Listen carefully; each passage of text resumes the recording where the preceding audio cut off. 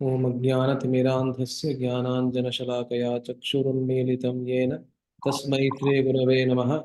नमः ओं विष्णुपादाय कृष्णप्रेष्ठाय भूतले श्रीमते भक्तिवेदान्तस्वामिनिति नामिने नमस्ते सारस्वते देवे गौरवाणी प्रचारिणे निर्विशेष शून्यवादि पाश्चात्यदेशतारिणे वाञ्छाकल्पतरुभ्यश्च कृपा सिन्धुभ्य एव च पतितानां पावनेभ्यो वैष्णवेभ्यो नमो नमः।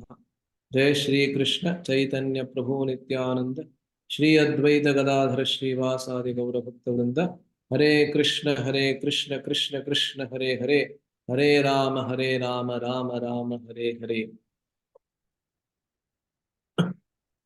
ಸ್ವಾಗತ ಎಲ್ಲರಿಗೆ ಇವತ್ತಿನ ಚರ್ಚೆಗೆ. ಬಹಳಷ್ಟು ದಿವಸಗಳ ನಂತರ, ಪ್ರಾಯಶಃ ಒಂದು ವಾರ ಆಗಿತ್ತು ಅಂತ ಕಾಣುತ್ತೆ, ಒಂದು ವಾರ ಆದ್ಮೇಲೆ ನಾವು ನಮ್ಮ ಸಂಕ್ಷೇಪ ರಾಮಾಯಣದ ಚರ್ಚೆಯನ್ನು ಮುಂದುವರಿಸ್ತಾ ಇದ್ದೇವೆ. ಕಳೆದ ಬಾರಿ ನಾವು ಭೇಟಿಯಾಗಿದ್ದಾಗ ಶಬರಿಯ ಮಾಹಾತ್ಮೆಯ ಬಗ್ಗೆ, ಶಬರಿ ಮತ್ತೆ ರಾಮಚಂದ್ರನ ಭೇಟಿ ಏನಿತ್ತು ಅದರ ಬಗ್ಗೆ ನಾವು ಚರ್ಚೆಯನ್ನು ಮಾಡಿದ್ವಿ. ಬಹಳ ಸೊಗಸಾದಂತಹ ಒಂದು ಸನ್ನಿವೇಶ ಅದು. ಬಹಳ ನಮಗೆ ಶಿಕ್ಷಣವನ್ನ, ನಮಗೆ ಪಾಠಗಳನ್ನ ಕಲಿಸುವಂತಹ ಒಂದು ಸನ್ನಿವೇಶ. ಶಬರಿಯ ಗುರುನಿಷ್ಠೆ ಮತ್ತೆ ಭಗವಂತನಲ್ಲಿ ಇದ್ದ ನಿಷ್ಠೆಯನ್ನ ಕೂಡ ನಾವು ನೋಡ್ಬೋದು. ಅದರಲ್ಲಿ ವಿಶೇಷವಾಗಿ ಅವಳ ಗುರುನಿಷ್ಠೆ ಅದರಲ್ಲಿ ವ್ಯಕ್ತವಾಗುತ್ತೆ. ಭಗವಂತನ ದರ್ಶನವನ್ನ ಪಡೆದರೂ ಕೂಡ, ಭಗವಂತನನ್ನ ಸಂದರ್ಶಿಸಿದರೂ ಕೂಡ ಗುರುಗಳಲ್ಲಿ ಎಷ್ಟು ನಿಷ್ಠೆ ಅಂದ್ರೆ, ಆ ಭಗವಂತನಲ್ಲಿ ಕೂಡ ನನ್ನ ಗುರುವಿನ ಸೇವೆಯನ್ನ ಮುಂದುವರಿಸೋದಕ್ಕೆ ನನಗೆ ಅನುಮತಿ ಕೇಳುವಂತಹ ಒಂದು ಅದ್ಭುತವಾದಂತಹ ಗುರುನಿಷ್ಠೆಯನ್ನ ನಾವು ಶಬರಿಯಲ್ಲಿ ನೋಡಬಹುದು.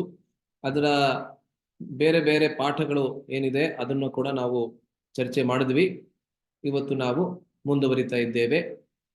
ಈ ಕಿಷ್ಕಿಂಧಾ ಕಾಂಡದಲ್ಲಿ ಮುಂದಕ್ಕೆ ಬರುವಂತಹ ಮುಖ್ಯವಾದಂತಹ ಪ್ರಸಂಗ, ಅತಿ ಮುಖ್ಯವಾದಂತಹ ಪ್ರಸಂಗ, ಕಿಷ್ಕಿಂಧಾ ಕಾಂಡದ ಪರಿಭಾಷೆ ಅಂತಾನೆ ಹೇಳ್ಬೋದು. ಬೇಕಾದ್ರೆ ದ ಡೆಫಿನಿಷನ್ ಆಫ್ ಕಿಷ್ಕಿಂಧಾ ಕಾಂಡ ಅಂತ ಹೇಳಿದ್ರೆ ರಾಮ ಮತ್ತೆ ಹನುಮಂತನ ಸಮಾಗಮ, ಅದರಲ್ಲೂ ವಿಶೇಷವಾಗಿ ರಾಮ ಮತ್ತೆ ಸುಗ್ರೀವನ ಸಮಾಗಮ. ಅದರಿಂದ ಕಿಷ್ಕಿಂಧಾ ಕಾಂಡದ ಮುಖ್ಯವಾದಂತಹ ಘಟ್ಟ ಏನು ಅಂತ ಹೇಳಿದ್ರೆ, ರಾಮ ಮತ್ತೆ ಸುಗ್ರೀವನ ನಡುವೆ ಇರ್ತಕ್ಕಂತಹ ಮೈತ್ರಿ. ಅದಕ್ಕೆ ಮಾಧ್ಯಮವಾಗಿ ಯಾರು ಬರ್ತಾನೆ ಅಂತ ಹೇಳಿದ್ರೆ ಹನುಮಂತ. ಅದರಿಂದ ಹನುಮಂತನ ಪಾತ್ರ ಅತಿ ದೊಡ್ಡದಾದಂತಹ ಪಾತ್ರ ರಾಮಾಯಣದಲ್ಲಿ. ಅವನ ಪಾತ್ರ ಕೇವಲ ಕಿಷ್ಕಿಂಧಾ ಕಾಂಡದಿಂದ ಆರಂಭ ಆದರೂ ಕೂಡ ಅದಕ್ಕಿಂತ ಮುಂಚೆ ಬಾಲಕಾಂಡದಲ್ಲಿ, ಅಯೋಧ್ಯಾಕಾಂಡದಲ್ಲಿ, ಆರಣ್ಯಕಾಂಡದಲ್ಲಿ ಅವನ ಪಾತ್ರ ಬರೋದಿಲ್ಲ, ನಮಗೆ ಕಾಣಿಸೋದಿಲ್ಲ.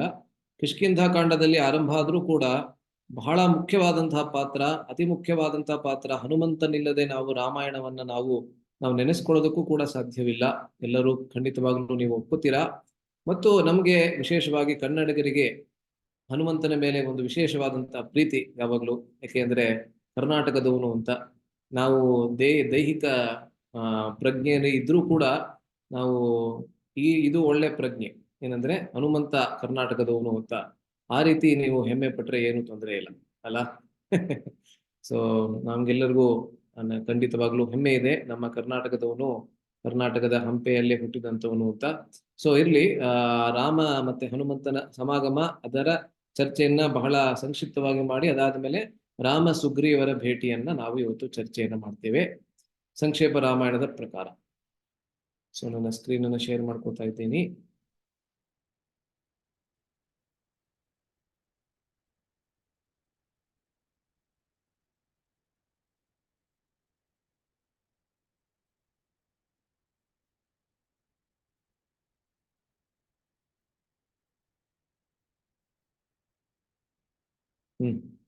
ಓಕೆ, ಸೊ ಇವಾಗ ಆರಂಭಿಸೋಣ. ಆರಂಭದಲ್ಲಿ ವಾಲ್ಮೀಕಿ ಪ್ರಣಾಮ ನಾನೇ ಹೇಳ್ಬಿಡ್ತೇನೆ.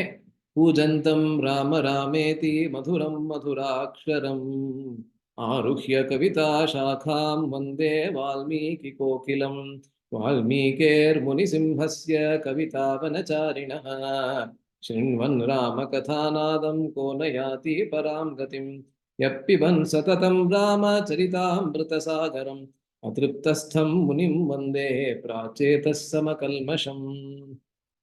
ವಾಲ್ಮೀಕಿ ಮುನಿಗಳಿಗೆ ನಮ್ಮ ಪ್ರಣಾಮವನ್ನ ಸಲ್ಲಿಸಿ ಇವಾಗ ಮುಂದಕ್ಕೆ.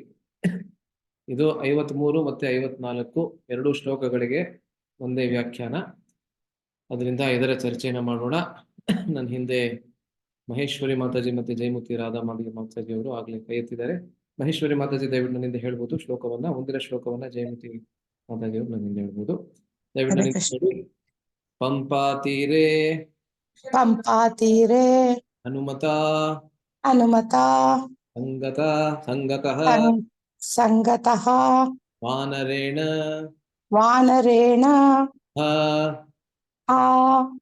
ಹನುಮದ್ವಚನಾತ್ ಚ ಏವ ಸುಗ್ರೀವೇಣ ಸಮಾಗತಃ ಸುಗ್ರೀವಾಯ ಚ ತತ್ ಸರ್ವಂ ಶಂಸತ್ ರಾಮಃ ಮಹಾಬಲಃ ಆದಿತಃ ತತ್ ಯಥಾವೃತ್ತಂ ಸೀತಾಯಾಃ ಚ ವಿಶೇಷತಃ. ಮಹೇಶ್ವರಿ ಮಾತಾಜಿ ದಯವಿಟ್ಟು ನನ್ನಿಂದ ಹೇಳಿ. ಜಯಮತಿ ಮಾತಾಜಿ ಅವರು ಇದಾದ್ಮೇಲೆ ಮತ್ತೆ ಹೇಳ್ಬೋದು. ಓಕೆ ಪ್ರಭು. ಅವಾಗ ಸ್ವಲ್ಪ ವಾಯ್ಸ್ ಕಲೋಡ್ ಆಗುತ್ತೆ. ಧನ್ಯವಾದಗಳು. ಪಂಪಾ ತೀರೆ ಹನುಮತಾ ಸಂಗತೋ ವಾನರೇಣಃ ಹನುಮದ್ವಚನಾಚ್ಚೈವ ಸುಗ್ರೀವೇಣ ಸಮಾಗತಃ ಸುಗ್ರೀವಾಯ ಚ ತತ್ಸರ್ವಂ ಸಂಸದ್ರಾಮೋ ಮಹಾಬಲಃ ಆದಿತಸ್ತದ್ಯಥಾವೃತ್ತಂ ಸೀತಾಯಾಶ್ಚ ವಿಶೇಷತಃ. ಪಂಪಾ ತೀರೆ ಹನುಮತಾ ಸಂಗತೋ ವಾನರೇಣಃ ಹನುಮದ್ವಚನಾಚ್ಚೈವ ಸುಗ್ರೀವೇಣ ಸಮಾಗತಃ ಸುಗ್ರೀವಾಯ ಚ ತತ್ಸರ್ವಂ ಶಂಸದ್ರಾಮೋ ಮಹಾಬಲಃ ಆದಿತಸ್ತದ್ಯಥಾವೃತ್ತಂ ಸೀತಾಯಾಶ್ಚ ವಿಶೇಷತಃ. ಧನ್ಯವಾದಗಳು. ಇವಾಗ ಜಯಮತಿ ಮಾತಾಜಿ ಅವರು ನೀವು ಉಚ್ಚಾರಣೆ. ಪಂಪಾ ತೀರೆ ಹನುಮತಾ ಸಂಗತೋ ವಾನರೇಣಃ ಹನುಮದ್ವಾಚಾನ ಚೈವ ಸುಗ್ರೀವೇಣ ಸಮಾಗತಃ ಸುಗ್ರೀವಾಯ ಚ ತತ್ಸರ್ವಂ ಶಂಸದ್ರಾಮೋ ಮಹಾಬಲಃ ಹರಿತಸ್ತದ್ಯಾಥಾವೃತಂ ಸೀತಾಯಾಶ ವಿಶೇಷತಃ. ಹರೇ ಕೃಷ್ಣ. ಧನ್ಯವಾದಗಳು. ಮತ್ತೆ ಇನ್ನೊಬ್ರು ಯಾರಾದ್ರು? ಲಕ್ಷ್ಮೀ ಮಾತಾಜಿ ಅವ್ರು ಮಾಡ್ಬೋದು.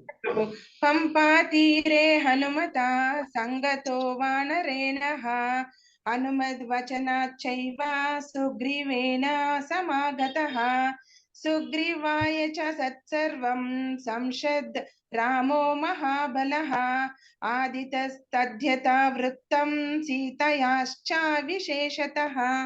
ಥ್ಯಾಂಕ್ ಯು ಪ್ರಭು. ಇನ್ನೊಬ್ರು ಚಂದ್ರಮೌಳಿ ಅವರು. ಹರೇ ಕೃಷ್ಣ ಪ್ರಭುಜಿ. ಪಂಪಾ ತೀರೆ ಹನುಮತಾ ಸಂಗತೋ ವಾನರೇಣಃ ಹನುಮದ್ವಚನ ಚೈವ ಸುಗ್ರೀವೇಣ ಸಮಾಗತಃ ಸುಗ್ರೀವಾಯ ಚ ತತ್ಸರ್ವಂ ಶಂಸದ್ರಾಮೋ ಮಹಾಬಲಃ ಆದಿತಸ್ತದ್ಯಥಾವೃತ್ತಂ ಸೀತಾಯಾಶ್ಚ ವಿಶೇಷತಃ. ಹರೇ ಕೃಷ್ಣ. ಧನ್ಯವಾದಗಳು. ಇದರ ಅರ್ಥ ಬಹಳ ಸುಲಭ. ಪಂಪಾ ತೀರೆ, ಪಂಪಾ ನದಿಯ ತೀರದಲ್ಲಿ, ಸೊ ಪಂಪಾ ನದಿಯ ತೀರದಲ್ಲಿ ಬಹಳಷ್ಟು ಘಟನೆಗಳು ಸಂಭವಿಸಿತು. ಮೊದಲನೇದು ಈ ಶಬರಿಯ ಗುಹೆ ಕೂಡ ಇವತ್ತು ನೋಡಿದ್ರೆ ಪಂಪಾ ನದಿಯ ತೀರದಲ್ಲೇ ಇದೆ. ಅದರಿಂದ ಆ ಪಂಪಾ ನದಿಯ ತೀರದಲ್ಲೇನೆ ರಾಮ ಮತ್ತೆ ಶಬರಿ ಇವರ ಸಮಾಗಮವಾಗುತ್ತೆ. ಅದಾದ ಮೇಲೆ ಅವರ ಮಿಲನದ ನಂತರ ಅಲ್ಲಿಂದ ಮುಂದಕ್ಕೆ ಬರ್ತಾನೆ ಶ್ರೀರಾಮಚಂದ್ರ ಮತ್ತೆ ಲಕ್ಷ್ಮಣ ಇಬ್ಬರು ಮುಂದಕ್ಕೆ ಬರ್ತಾರೆ. ಅಲ್ಲಿ ಅದೇ ಪಂಪಾ ನದಿಯ ತೀರದಲ್ಲೇನೆ ಹನುಮಂತನ ಸಮಾಗಮ ಕೂಡ ಆಗುತ್ತದೆ. ಅದರಿಂದ ಬಹಳ ಮುಖ್ಯವಾದಂತಹ ನದಿ ಪಂಪಾ ನದಿ. ಅದರಿಂದ ನಮ್ಮ ಕನ್ನಡದ ಮಹಾನ್ ಕವಿ, ಹಳೆಗನ್ನಡದ ಕವಿ ಕೂಡ ಪಂಪಾ ಅಂತಾನೆ ಹೆಸರಿದೆ ಅಲ್ಲ. ಸೊ ಪಂಪಾ ತೀರೆ ಹನುಮತ ಸಂಗತಃ, ಹನುಮತ ವಾನರೇಣ. ಸೊ ವಾನರೇಣ ಹನುಮತ, ವಾನರನಾದಂತಹ ಹನುಮಂತನ ಜೊತೆಗೆ ಶ್ರೀರಾಮಚಂದ್ರನ ಮಿಲನ ಅಥವಾ ಸಂದರ್ಶನ ಸಮಾಗಮವಾಯಿತು. ಎಲ್ಲಿ ಅಂತ ಹೇಳಿದ್ರೆ ಪಂಪಾ ನದಿಯ ತೀರದಲ್ಲಿ. ಹನುಮಂತನ ವಚನದ ಮೇರೆಗೇನೆ, ಹನುಮತ್ ವಚನಾತ್ ಚ ಏವ, ಆ ಹನುಮಂತನ ಯಾವ ವಾಕ್ಯ ಇತ್ತು ಅದರ ಮೇರೆಗೇನೆ ಸುಗ್ರೀವನ ಜೊತೆಗೆ ಕೂಡ ಶ್ರೀರಾಮಚಂದ್ರನ ಸಂದರ್ಶನವಾಗುತ್ತದೆ. ಸೊ ಎರಡನ್ನೂ ಇಲ್ಲಿ ಹೇಳ್ತಾ ಇದ್ದಾರೆ. ಮೊದಲನೇದು ಹನುಮಂತನ ಜೊತೆಗೆ ಸಂದರ್ಶನ, ಎರಡನೇದು ಸುಗ್ರೀವನ ಜೊತೆಗೆ ಮಿಲನ. ಇದೆರಡೂ ಕೂಡ ಪಂಪಾ ನದಿಯ ತೀರದಲ್ಲೇ ಆಗ್ತದೆ. ಆದ್ದರಿಂದ ಇವತ್ತಿನ ಕಿಷ್ಕಿಂಧ ಪ್ರದೇಶ ಪಂಪಾ ನದಿಯ ತೀರದಲ್ಲೇ ಇದೆ. ಇವತ್ತು ಹೋಗಿ ನೋಡಿದ್ರೆ ಪಂಪಾ ನದಿಯ ಅನ್ನೋದು ಬಹಳ ಚಿಕ್ಕದಾಗಿ ಕಾಣಿಸುತ್ತೆ ನಮ್ಗೆ. ಮತ್ತೆ ಹಂಪೆ ಬಹಳ ದೊಡ್ಡದಾಗಿದೆ, ಪಂಪಾ ನದಿ ಎಲ್ಲೋ ಒಂದು ಮೂಲೆಯಲ್ಲಿ ಇರೋ ತರ ಅನ್ಸುತ್ತೆ ನಮ್ಗೆ. ಆದ್ರೆ ವಸ್ತುತಃ ಆಗಿನ ಕಾಲದಲ್ಲಿ ಪ್ರಾಯಶಃ ಆ ಪಂಪಾ ನದಿ ಬಹಳ ದೊಡ್ಡದಾಗಿತ್ತು. ಮತ್ತೆ ಪಂಪಾ ನದಿಯ ತೀರದಲ್ಲೇ ಕಿಷ್ಕಿಂಧ ಪ್ರದೇಶ ಕೂಡ ಇದ್ದಿದ್ರಿಂದ ಕಿಷ್ಕಿಂಧದ ಪ್ರತಿಯೊಂದು ಭಾಗದಿಂದ ಕೂಡ ಪಂಪಾ ನದಿ ಕಾಣ್ತಾ ಇತ್ತೇನೋ, ಆ ರೀತಿ ನಮ್ಗೆ ಅನ್ಸುತ್ತೆ ರಾಮಾಯಣವನ್ನ ಓದ್ಬೇಕಾದ್ರೆ. ಅದಾದ್ಮೇಲೆ ಹೇಳ್ತಾರೆ ಸುಗ್ರೀವಾಯಚ ತತ್ಸರ್ವಂ, ಸುಗ್ರೀವನ ಮಿಲನವಾದ ಮೇಲೆ ಸುಗ್ರೀವನಿಗೆ ಎಲ್ಲಾ ವೃತ್ತಾಂತವನ್ನ ಮಹಾಬಲಿಶಾಲಿಯಾದಂತಹ ಶ್ರೀರಾಮಚಂದ್ರ ಹೇಳ್ಬಿಡ್ತಾನೆ. ಶಂಸತ್ ಅಂದ್ರೆ ಹೇಳಿದನು. ಯಾರು ಅಂದ್ರೆ ಮಹಾಬಲಃ ರಾಮ, ಬಲಶಾಲಿಯಾದಂತಹ ರಾಮಚಂದ್ರ. ಅವನ ಜೀವನದಲ್ಲಿ ಯಾವ ಯಾವ ವೃತ್ತಾಂತವಿತ್ತು ಅಲ್ಲಿಯವರೆಗೆ ಸುಮಾರು ಅವನಿಗೆ ಇವಾಗ ಎಷ್ಟು ವರ್ಷದ ವಯಸ್ಸು? ಸುಮಾರು 38 ವರ್ಷದ ವಯಸ್ಸು. ಅವನು ಕಾಡಿಗೆ ತೆರಳಿದಾಗ 25 ವರ್ಷದ ವಯಸ್ಸು ಅಂತ ಹೇಳ್ತಾರೆ. ಇವಾಗ 13 ವರ್ಷ ಇವಾಗ ಆಗ್ಲೇ ಆಗಿದೆ. ಇವಾಗ 14ನೇ ವರ್ಷ ಇವಾಗ ನಡೀತಾ ಇದೆ. ಅದರಿಂದ ಸುಮಾರು 38 ವರ್ಷದ ವಯಸ್ಸು ಶ್ರೀರಾಮಚಂದ್ರನಿಗೆ. ಈ ಲೋಕದ ದೃಷ್ಟಿಯಿಂದ ನೋಡಿದ್ರೆ ರಾಮಚಂದ್ರನಿಗೆ ಯಾವುದೇ ರೀತಿಯಾದಂತಹ ಸಮಯದ ಅನುಬಂಧ, ಸಮಯದ ನಿರ್ಬಂಧ ಇಲ್ಲ. ಆದ್ರೂ ಕೂಡ ಈ ಲೋಕದ ದೃಷ್ಟಿಯಿಂದ ನೋಡಿದ್ರೆ 38 ವರ್ಷದ ವಯಸ್ಸು. ಅಲ್ಲಿಯವರೆಗೆ ಯಾವ ಯಾವ ವೃತ್ತಾಂತ ಆಗಿತ್ತು, ಅವನ ಜೀವನದಲ್ಲಿ ಯಾವ ಯಾವ ಘಟನೆಗಳಾಗಿದೆ ಎಲ್ಲವನ್ನ ಯಾವುದೇ ರೀತಿಯಾದ ಮುಚ್ಚುಮರೆ ಇಲ್ಲದೆ ಎಲ್ಲವನ್ನ ಸುಗ್ರೀವನಿಗೆ ಹೇಳ್ಬಿಡ್ತಾನೆ. ಆದಿತಃ ಅಂದ್ರೆ ಆರಂಭದಿಂದ ಹಿಡಿದು, ಅವನ ಜನ್ಮದಿಂದ ಹಿಡಿದು ಅಲ್ಲಿಯವರೆಗೆ ತದ್ ಯಥಾವೃತ್ತಂ, ಹೇಗೆ ಹೇಗೆ ಎಲ್ಲವೂ ನಡೆದಿತ್ತು ಹಾಗೇನೆ ಎಲ್ಲವನ್ನ ಹೇಳ್ತಾನೆ. ಆದರೆ ವಿಶೇಷವಾಗಿ ಅದಕ್ಕೆ ಬಲವನ್ನ ಕೊಟ್ಟು ಹೇಳ್ತಾನೆ ಅಂತ ಹೇಳಿದ್ರೆ ಸೀತಾಯಾಷ್ಟ ವಿಶೇಷತಃ, ಸೀತೆಯ ಅಪಹರಣ ಏನಾಗಿತ್ತು ಅದಕ್ಕೆ ಒಂದು ವಿಶೇಷವಾದಂತಹ ಬಲವನ್ನ ಕೊಟ್ಟು ರಾಮಚಂದ್ರ ಎಲ್ಲವನ್ನ ಸುಗ್ರೀವನಿಗೆ ವರ್ಣಿಸ್ತಾನೆ ಅನ್ನೋದನ್ನ ಹೇಳ್ತಾ ಇದ್ದಾರೆ. ಇವಾಗ ಅನುವಾದವನ್ನ ದಯವಿಟ್ಟು ಯಾರಾದ್ರೂ ಓದಬಹುದು. ಯಾರು ಓದ್ತೀರಾ ದಯವಿಟ್ಟು ಅನುವಾದ ಪ್ರಭುಜಿ. ಓದಿ ಮಾತಾಡಿ ಸರಸ್ವತಿ. ಅನುವಾದ. ಪಂಪಾ ತೀರದಲ್ಲಿ ಹನುಮಂತನೆಂಬ ವಾನರೊಡನೆ ಶ್ರೀರಾಮನು ಬೇಟೆಯಾದನು.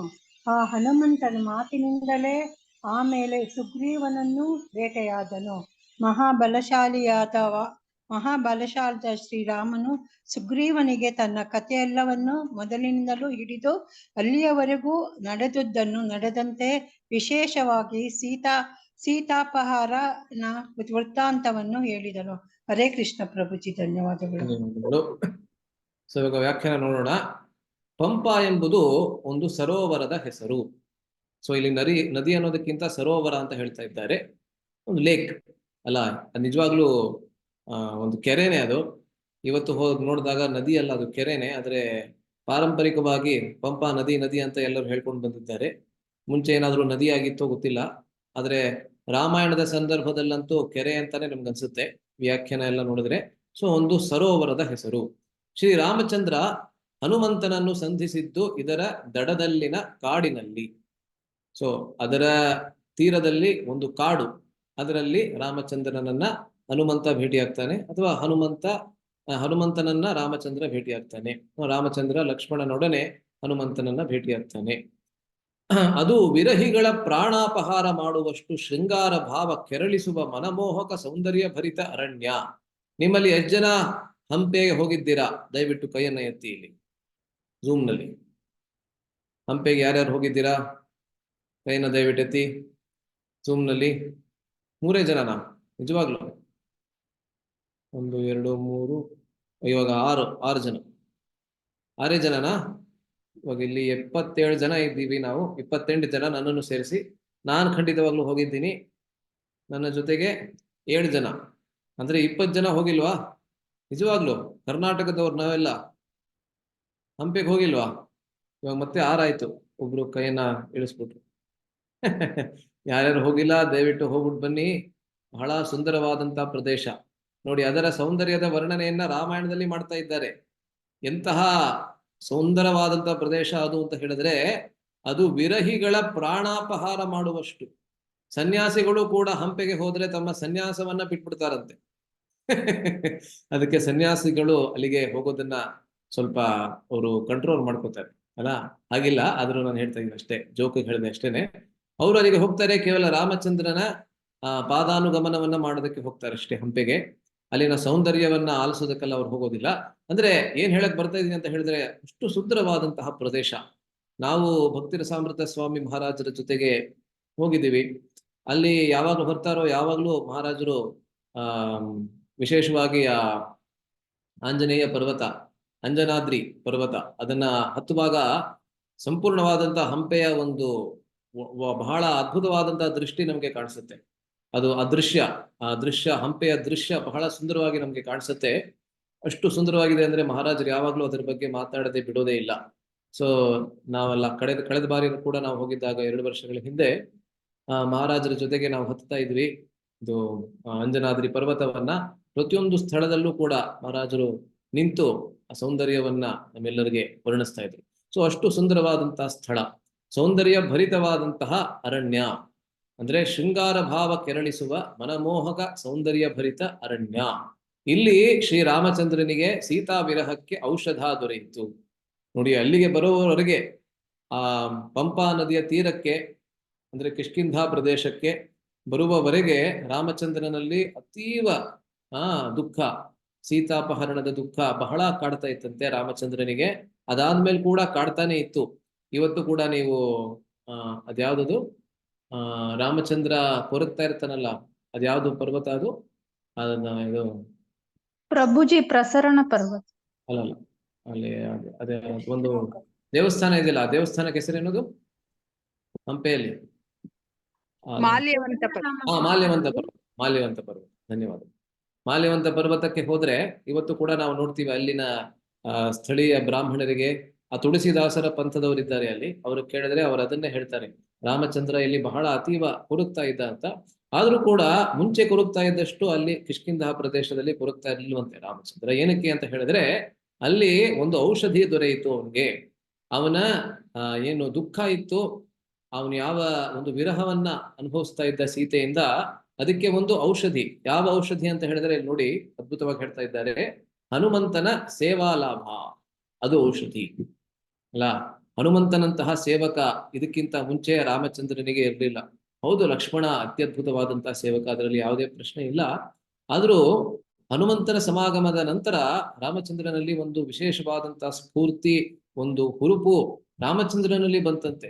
ಹನುಮಂತನಲ್ಲಿ ಖಂಡಿತವಾಗ್ಲೂ ಬರುತ್ತೆ, ಆದ್ರೆ ಇದು ಎರಡೂ ಕಡೆಯಿಂದಲೂ ಕೆಲಸ ಮಾಡುತ್ತೆ. ಸೇವಕನಿಗೆ ಭಗವಂತನ ಸಮಾಗಮದೊಂದಿಗೆ ಸೇವಕನಲ್ಲಿ ಹುರುಪು ಬರುತ್ತದೆ, ಉತ್ಸಾಹ ಬರುತ್ತದೆ, ಸಂತೋಷವಾಗುತ್ತೆ.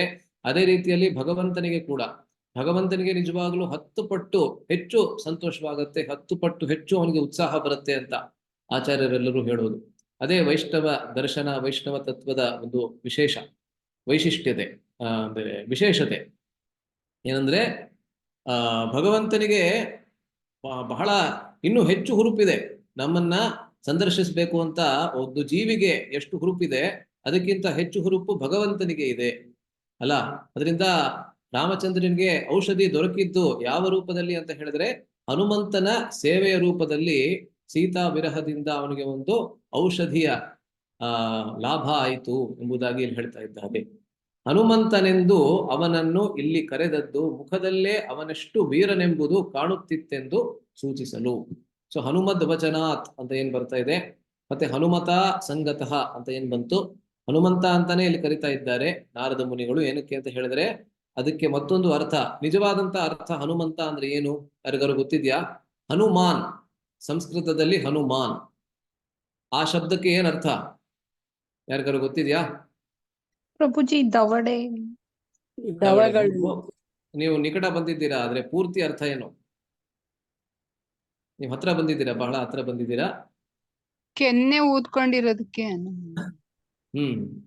ದವಡೆ ಮುರಿದು ಹೋಗಿರೋದು ಏನಿದೆ ಅದಕ್ಕೆ ಹನುಮಾನ್ ಅಲ್ಲ.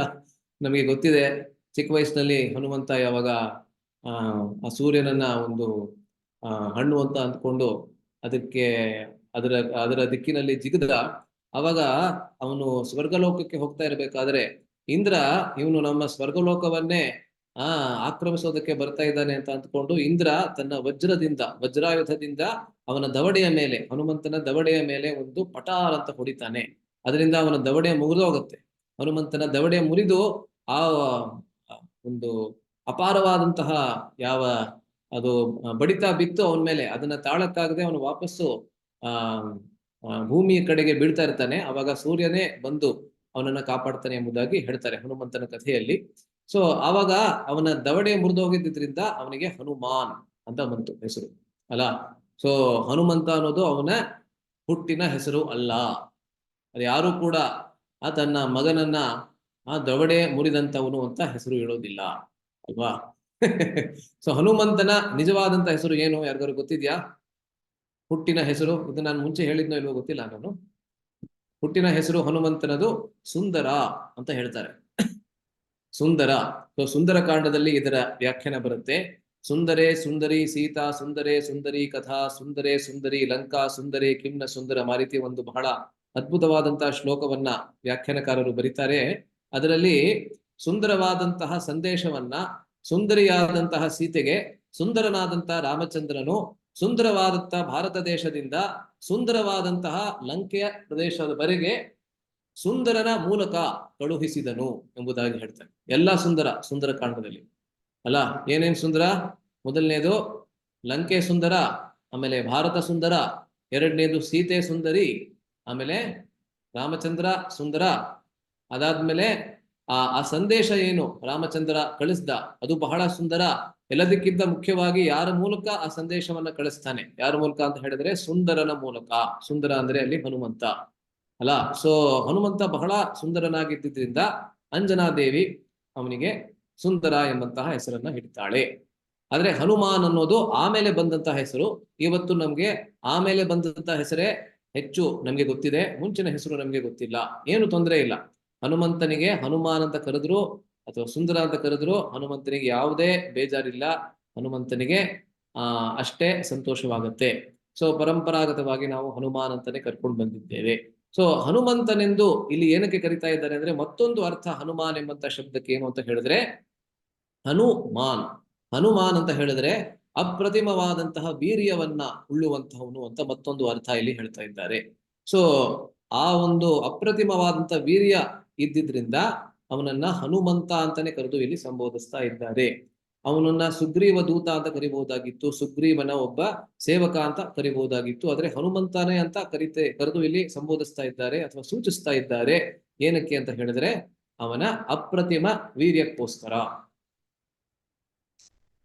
ಸೊ ಅದಾದ್ಮೇಲೆ ಹೇಳ್ತಾರೆ ನೋಡಿ ಇಲ್ಲಿ, ಆಂಜನೇಯನನ್ನು ಶ್ರೀರಾಮ ಸಂಧಿಸಿದನೆಂದು ಹೇಳಿ ಮಹರ್ಷಿಗಳು ಹಾ ಎಂಬ ಆಶ್ಚರ್ಯ ಸೂಚಕ ಶಬ್ದ ಪ್ರಯೋಗ ಮಾಡಿದ್ದಾರೆ. ನೋಡಿ, ಸಂಗತೋ ವಾನರೇಣ ಹಾ.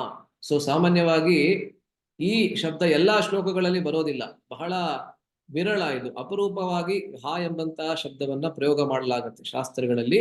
ವಿಶೇಷವಾಗಿ ಆಶ್ಚರ್ಯವನ್ನ ಸೂಚಿಸಬೇಕಾದ್ರೆ ಆಶ್ಚರ್ಯ ಸೂಚಕವಾದಂತಹ ಶಬ್ದ ಇದು. ಯಾವುದು? ಹಾ.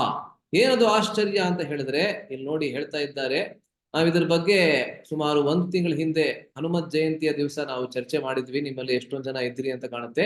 ರಾಮ ಮತ್ತೆ ಹನುಮಂತನ ಮೊದಲನೇ ಭೇಟಿ ಏನಿತ್ತು ಅದ್ರ ಬಗ್ಗೆ ನಾವು ಚರ್ಚೆ ಮಾಡಿದ್ವಿ.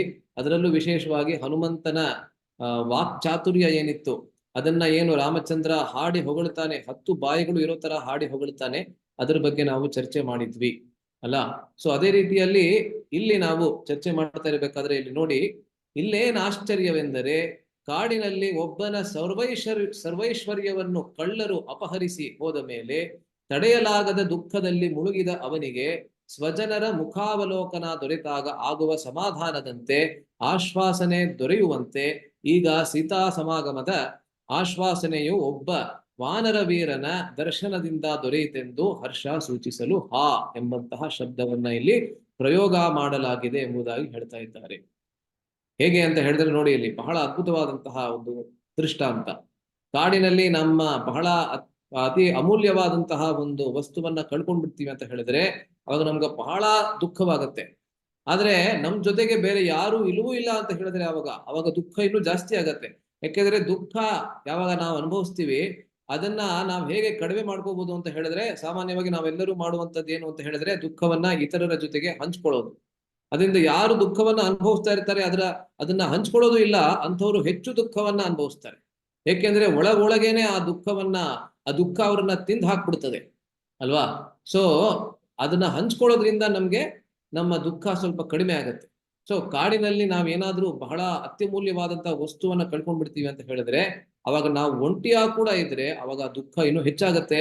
ಆದ್ರೆ ಯಾವಾಗ ನಮ್ಮವರನ್ನ ನಾವು ಭೇಟಿ ಆಗ್ತೀವಿ, ಅವ್ರ ಜೊತೆಗೆ ಅದನ್ನ ಹಂಚ್ಕೋತೀವಿ, ಅವಾಗ ನಮ್ಗೆ ಅವ್ರ ಆಶ್ವಾಸನೆಯನ್ನ ಕೊಡ್ತಾರೆ, ಏನೋ ತಲೆ ಕೆಡ್ಸ್ಕೋಬೇಡ, ಅದೇನು ಅಷ್ಟೊಂದು ಮುಖ್ಯ ಇಲ್ಲ, ಅದು ಮುಖ್ಯ ಇದ್ರೂ ಕೂಡ ಕಳ್ಕೊಂಡ್ರೆ ಇವಾಗ ಏನ್ ಮಾಡಕ್ಕಾಗತ್ತೆ, ತೊಂದರೆ ಇಲ್ಲ, ನಾವು ಮುಂದುವರಿಬೇಕು, ಆ ರೀತಿ ಎಲ್ಲ ಯಾವಾಗ ನಮ್ಗೆ ಸಮಾಧಾನದ ಮಾತುಗಳನ್ನ ಆಡ್ತಾರೆ ಅವಾಗ ನಮ್ಗೆ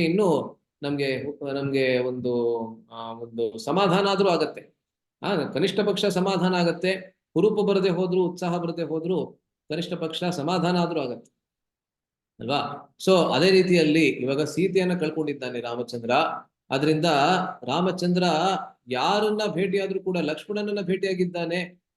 ಬರ್ತಾ ಇರ್ಬೇಕಾದ್ರೆ ಅಲ್ಲಿಂದ ಅಂದ್ರೆ ಪಂಚವಟಿಯಿಂದ ಕಿಷ್ಕಿಂಧ ಪ್ರದೇಶದವರೆಗೆ ಬರ್ತಾ ಇರ್ಬೇಕಾದ್ರೆ ಪ್ರತಿಯೊಂದು ಗಿಡ, ಪ್ರತಿಯೊಂದು ಮರ, ಪ್ರತಿಯೊಂದು ಪ್ರಾಣಿ, ಪ್ರತಿಯೊಂದು ಪಕ್ಷಿ ಎಲ್ಲವನ್ನ ಭೇಟಿ ಆಗ್ಬೇಕಾದ್ರೆ ಅವನು ಸೀತೆಯಲ್ಲಿ ಗೊತ್ತಾ ಅಂತ ಕೇಳ್ತಾ ಇದ್ದಾನೆ. ಆದ್ರೆ ಯಾರು ಕೂಡ ರಾಮಚಂದ್ರನ ಜೊತೆಗೆ ಸರಿಯಾಗಿ ಸ್ಪಂದಿಸ್ತಾ ಇಲ್ಲ. ಯಾರು ಸ್ಪಂದಿಸ್ತಾ ಇದ್ದಾರೆ ಇಲ್ಲಿ ಅಂತ ಹೇಳಿದ್ರೆ ಹನುಮಂತ. ಅದರಿಂದ ಹನುಮಂತನ ಭೇಟಿ ಆದ್ಮೇಲೆ ರಾಮಚಂದ್ರನ ದುಃಖ ಏನಿತ್ತು ಅದು ಸ್ವಲ್ಪ ಅರ್ಧದಷ್ಟು ಕಡಿಮೆ ಆಗತ್ತೆ. ಅಂದ್ರೆ ತನ್ನ ಬಹಳ ಪ್ರಿಯನಾದಂತಹ ಸೇವಕನನ್ನ ರಾಮಚಂದ್ರ ಭೇಟಿ ಆಗ್ತಾನಲ್ಲ, ಆದ್ರಿಂದ ಅವನ ಒಂದು ದುಃಖ ಏನಿತ್ತು ಅದು ಅರ್ಧದಷ್ಟು ಕಡಿಮೆ ಆಗತ್ತೆ ಅಂತ ಹೇಳ್ತಾರೆ. ರಾವಣನಂತೆ ಇವನು ಸನ್ಯಾಸಿಯ ವೇಷದವನಾಗಿರದೆ ತನ್ನ ನಿಜ ವಾನರ ವೇಷದಲ್ಲಿ ಭೇಟಿಯಾದ್ದರಿಂದ ವಿಶ್ವಾಸ ಯೋಗ್ಯನೆಂಬುದನ್ನು ತೋರಿಸಲು ಸಹ. ಇವಾಗ ನೋಡ್ತೀವಿ ನಾವು ರಾಮಾಯಣವನ್ನ ಓದ್ತಾ ಇರಬೇಕಾದ್ರೆ ಹನುಮಂತ ಮೊದಲನೇ ಬಾರಿ ಭೇಟಿಯಾಗೋದಕ್ಕೆ ಬಂದಿದ್ದು ಬ್ರಾಹ್ಮಣನ ವೇಷದಲ್ಲಿ. ಏಕೆಂದ್ರೆ ಸುಗ್ರೀವ ಅವನಿಗೆ ಆ ರೀತಿ ಹೇಳಿರ್ತಾನೆ.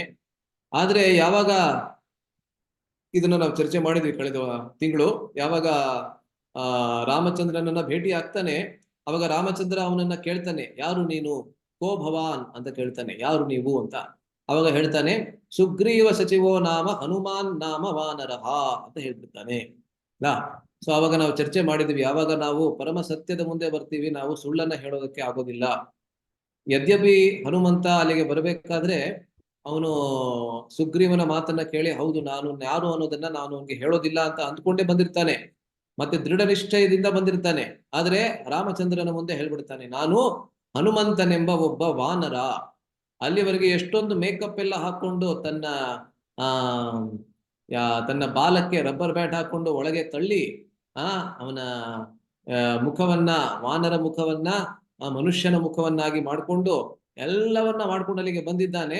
ಆದ್ರೆ ರಾಮಚಂದ್ರ ಯಾವಾಗ ಅವನು ಯಾರು ಅಂತ ಕೇಳ್ತಾನೆ ಅವಾಗ ಹನುಮಂತ ಹೇಳ್ಬಿಡ್ತಾನೆ, ಸುಗ್ರೀವ ಸಚಿವ. ಮೊದಲನೇದಾಗಿ ಅದನ್ನು ಹೇಳ್ಬಾರ್ದಾಗಿತ್ತು, ನಾನು ಸುಗ್ರೀವನ ಸಚಿವ ಅನ್ನೋದನ್ನು ಕೂಡ ಹೇಳ್ಬಾರ್ದಾಗಿತ್ತು. ಅದಾದ್ಮೇಲೆ ಹನುಮಂತ ಅನ್ನೋದನ್ನು ಕೂಡ ಹೇಳ್ಬಿಡ್ತಾನೆ, ಹನುಮಾನ್ ನಾಮ, ಆಮೇಲೆ ವಾನರಹ, ನಾನೊಬ್ಬ ಕೋತಿ ಅಂತ ಕೂಡ ಹೇಳ್ಬಿಡ್ತಾನೆ ಅಲ್ಲ. ಅದ್ ಹೇಗೆ ಅಂದ್ರೆ ನಾವು ಚರ್ಚೆ ಮಾಡಿದ್ವಿ, ಪರಮ ಸತ್ಯದ ಮುಂದೆ ನಾವು ಅಸತ್ಯವನ್ನ ನುಡಿಯೋದಕ್ಕೆ ಆಗೋದಿಲ್ಲ ಅಲ್ಲ.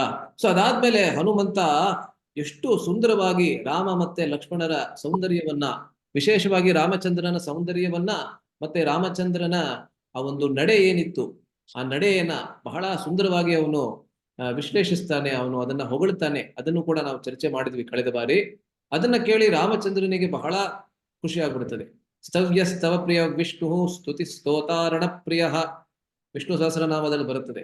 ಯಾವಾಗ ಭಗವಂತನನ್ನ ನಾವು ಹೊಗಳ್ತೀವಿ, ಭಗವಂತನಿಗೆ ನಾವು ಗುಣಗಾನವನ್ನ ಮಾಡ್ತೀವಿ, ಅವಾಗ ಭಗವಂತನಿಗೆ ಬಹಳ ಖುಷಿ ಆಗ್ಬಿಡ್ತದೆ ಅಲ್ಲ. ಅದರಿಂದಲೇ ಈ ಲೋಕದಲ್ಲಿ ಕೂಡ ನಮ್ಮನ್ನ ಯಾರಾದ್ರೂ ಹೊಗಳಿದ್ರೆ ನಮಗೂ ಕೂಡ ಸಂತೋಷ ಆಗತ್ತೆ. ಇದೆಲ್ಲಿಂದ ಬರ್ತಾ ಇರೋದು ಅಂದ್ರೆ ಪ್ರಭುಪಾದರು ಹೇಳ್ತಾರೆ, ಯಾಕಂದ್ರೆ ಭಗವಂತನನ್ನ ಹೊಗಳಿದ್ರೆ ಭಗವಂತನಿಗೆ ಕೂಡ ಅದು ಬಹಳ ಸಂತೋಷವಾಗತ್ತೆ. ಸ್ತವ್ಯ ಸ್ತವ್ಯ ಅಂದ್ರೆ ವಿಷ್ಣು ಸಹಸ್ರನಾಮದಲ್ಲಿ ಬರುತ್ತದೆ, ಅವನನ್ನ ಹೊಗಳಬೇಕು, ಹೊಗಳಿಕೆಗೆ ಅರ್ಹನಾದಂತಹ ವ್ಯಕ್ತಿ, ಅದಕ್ಕೆ ಸ್ತವ್ಯ. ಮತ್ತೆ ಸ್ತವಪ್ರಿಯ, ಅವನು ಹೊಗಳಿಕೆಗೆ ಅರ್ಹನಾದಂತಹ ವ್ಯಕ್ತಿ ಮಾತ್ರ ಅಲ್ಲ, ಅವನಿಗೆ ಆ ಹೊಗಳಿಕೆ ಇಷ್ಟ ಕೂಡ. ಅದರಿಂದ ಸ್ತವ್ಯ ಸ್ತವಪ್ರಿಯ ಸ್ತುತ ಸ್ತೋತಾರಣ ಪ್ರಿಯ ಅಲ್ಲ. ವಿವಿಧವಾದಂತಹ ಸ್ತೋತ್ರಗಳಿಂದ ಭಗವಂತನ ಗುಣಗಾನವನ್ನ ಮಾಡೋದಕ್ಕೆ ನಮ್ಮ ಬಾಯಿ ಇರೋದು ಅಂತ ಹೇಳ್ತಾರೆ ಅಲ್ಲ ಸಹಸ್ರನಾಮದಲ್ಲಿ. ಸೊ ರಾಮಚಂದ್ರನಿಗೆ ಬಹಳ ಸಂತೋಷವಾಗ್ಬಿಡ್ತದೆ. ಅವಾಗ ರಾಮಚಂದ್ರ ಲಕ್ಷ್ಮಣನನ್ನ ಕುರಿತು ಹೇಳ್ತಾನೆ, ನೋಡು ಎಷ್ಟು ಸುಂದರವಾಗಿ ಅವನು ಮಾತಾಡ್ತಾ ಇದ್ದಾನೆ.